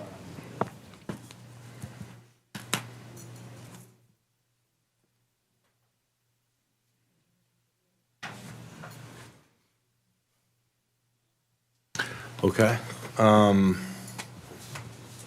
So do we want to move those 3? Do we want to have that be our 3 finalists? For now? Yeah, I guess so. Always can go back, I guess, yeah, but for now, yeah, concentrate on those 3. Yeah. Okay, someone want to make a motion, or do we need to do a motion, or are we still in the straw poll thing? Okay, now we're good. Okay, I think we have consensus there. Okay, next steps. Make a motion, or do we want to discuss them first, or just go? Maybe into- discuss, let's discuss, we're down to 3. Okay. Do you want to start? Sure, yeah. All 3 candidates, I think are great leaders. They have great experience. I think I would be happy with any of them. My preference would be Angelo.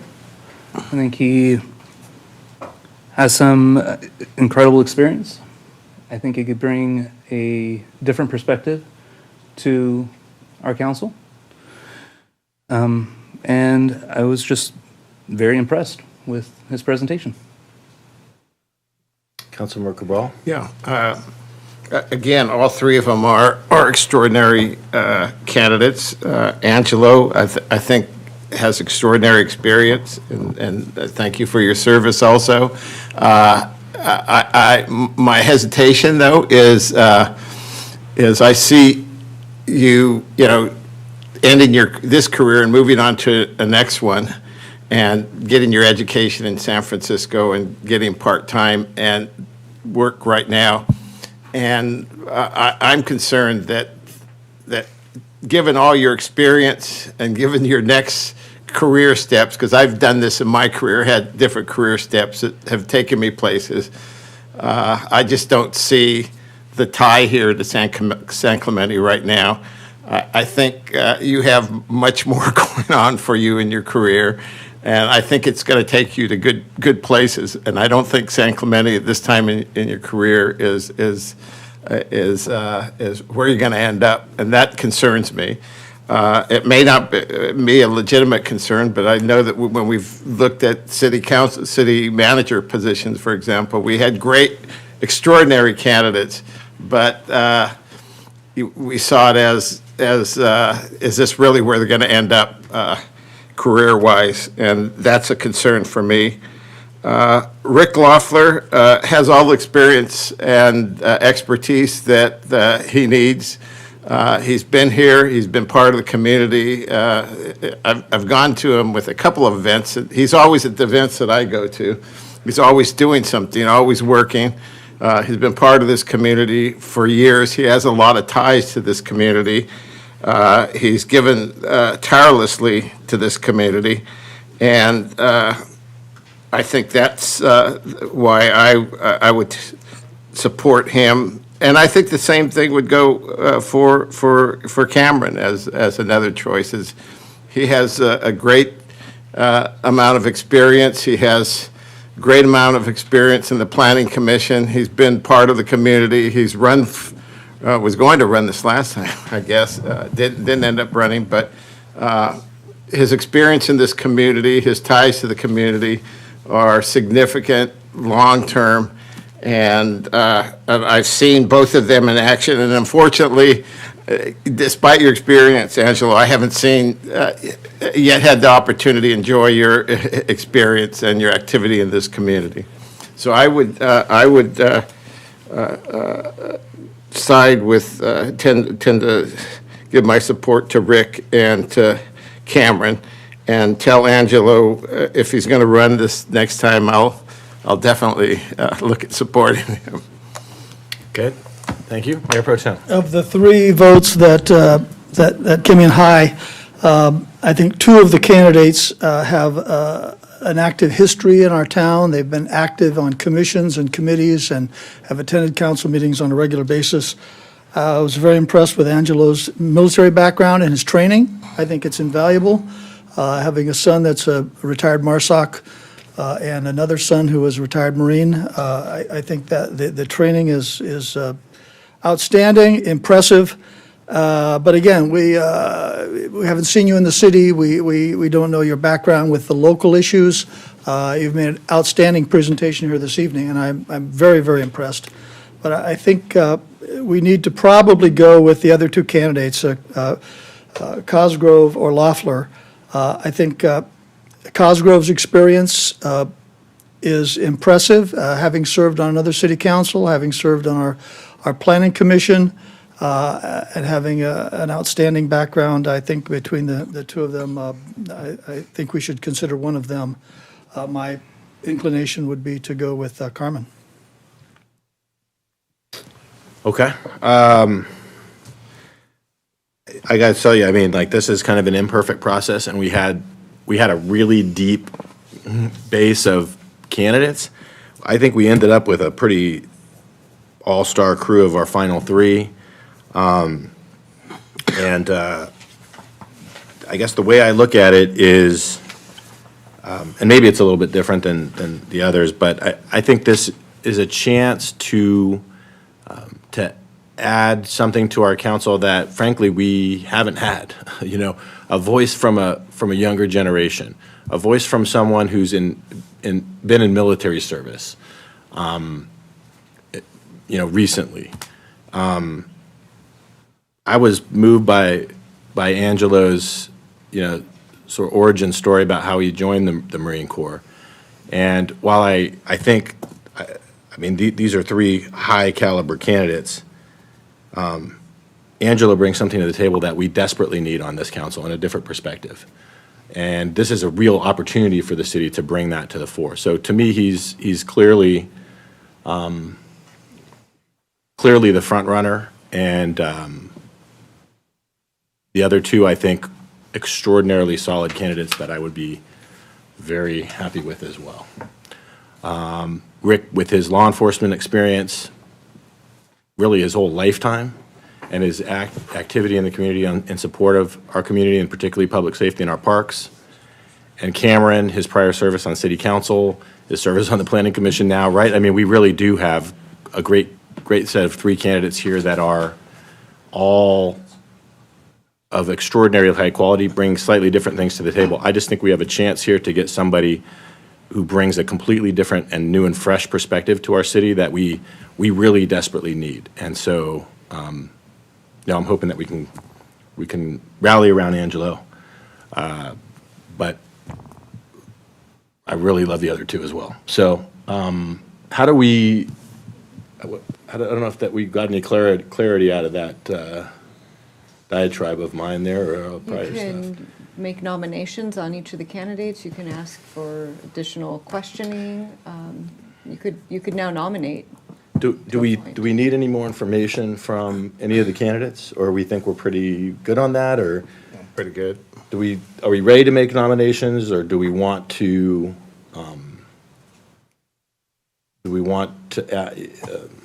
you know, do any more, I guess, inquiry, or can we move right into that?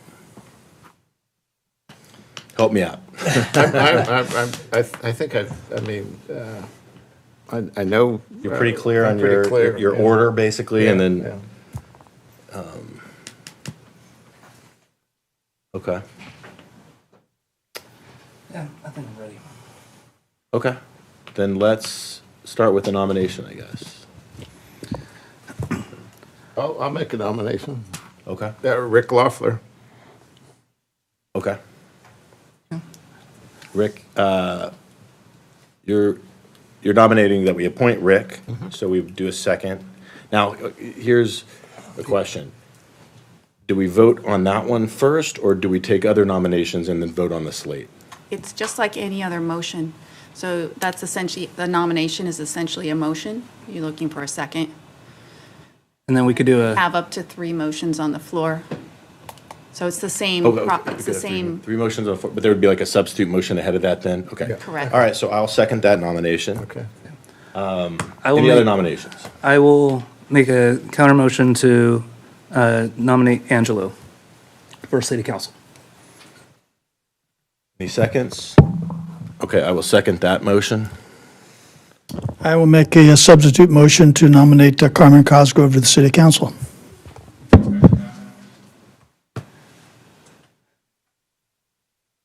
Any seconds? I'll second it. That didn't work. Well, I guess it kind of did, but maybe we're always going to end up here. Reverse sequence. So reverse sequence, Cameron. Okay, let's put it to the vote. So the motion for Cameron Cosgrove is Mayor Pro Tem Noblock, seconded by Councilmember Cabral. you might want to see if you have any discussion before you call the vote, though. Okay, well, yeah. Any more discussion do you think we need?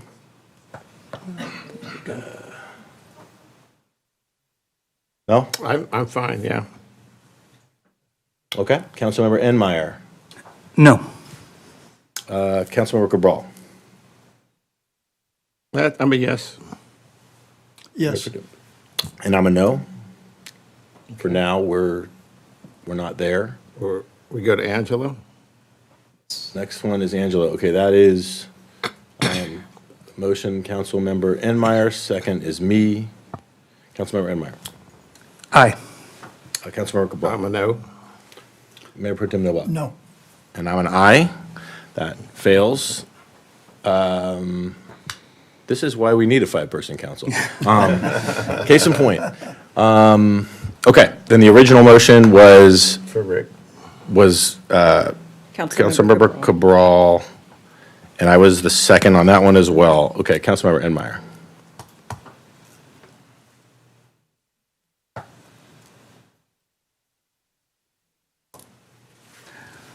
Aye. Councilmember Cabral. Aye. Mayor Pro Tem Noblock. No. And I am an aye.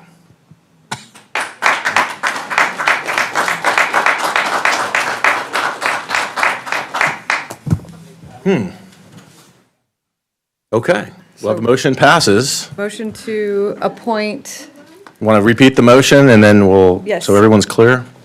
it was a motion by Councilmember Cabral, second by Mayor Duncan.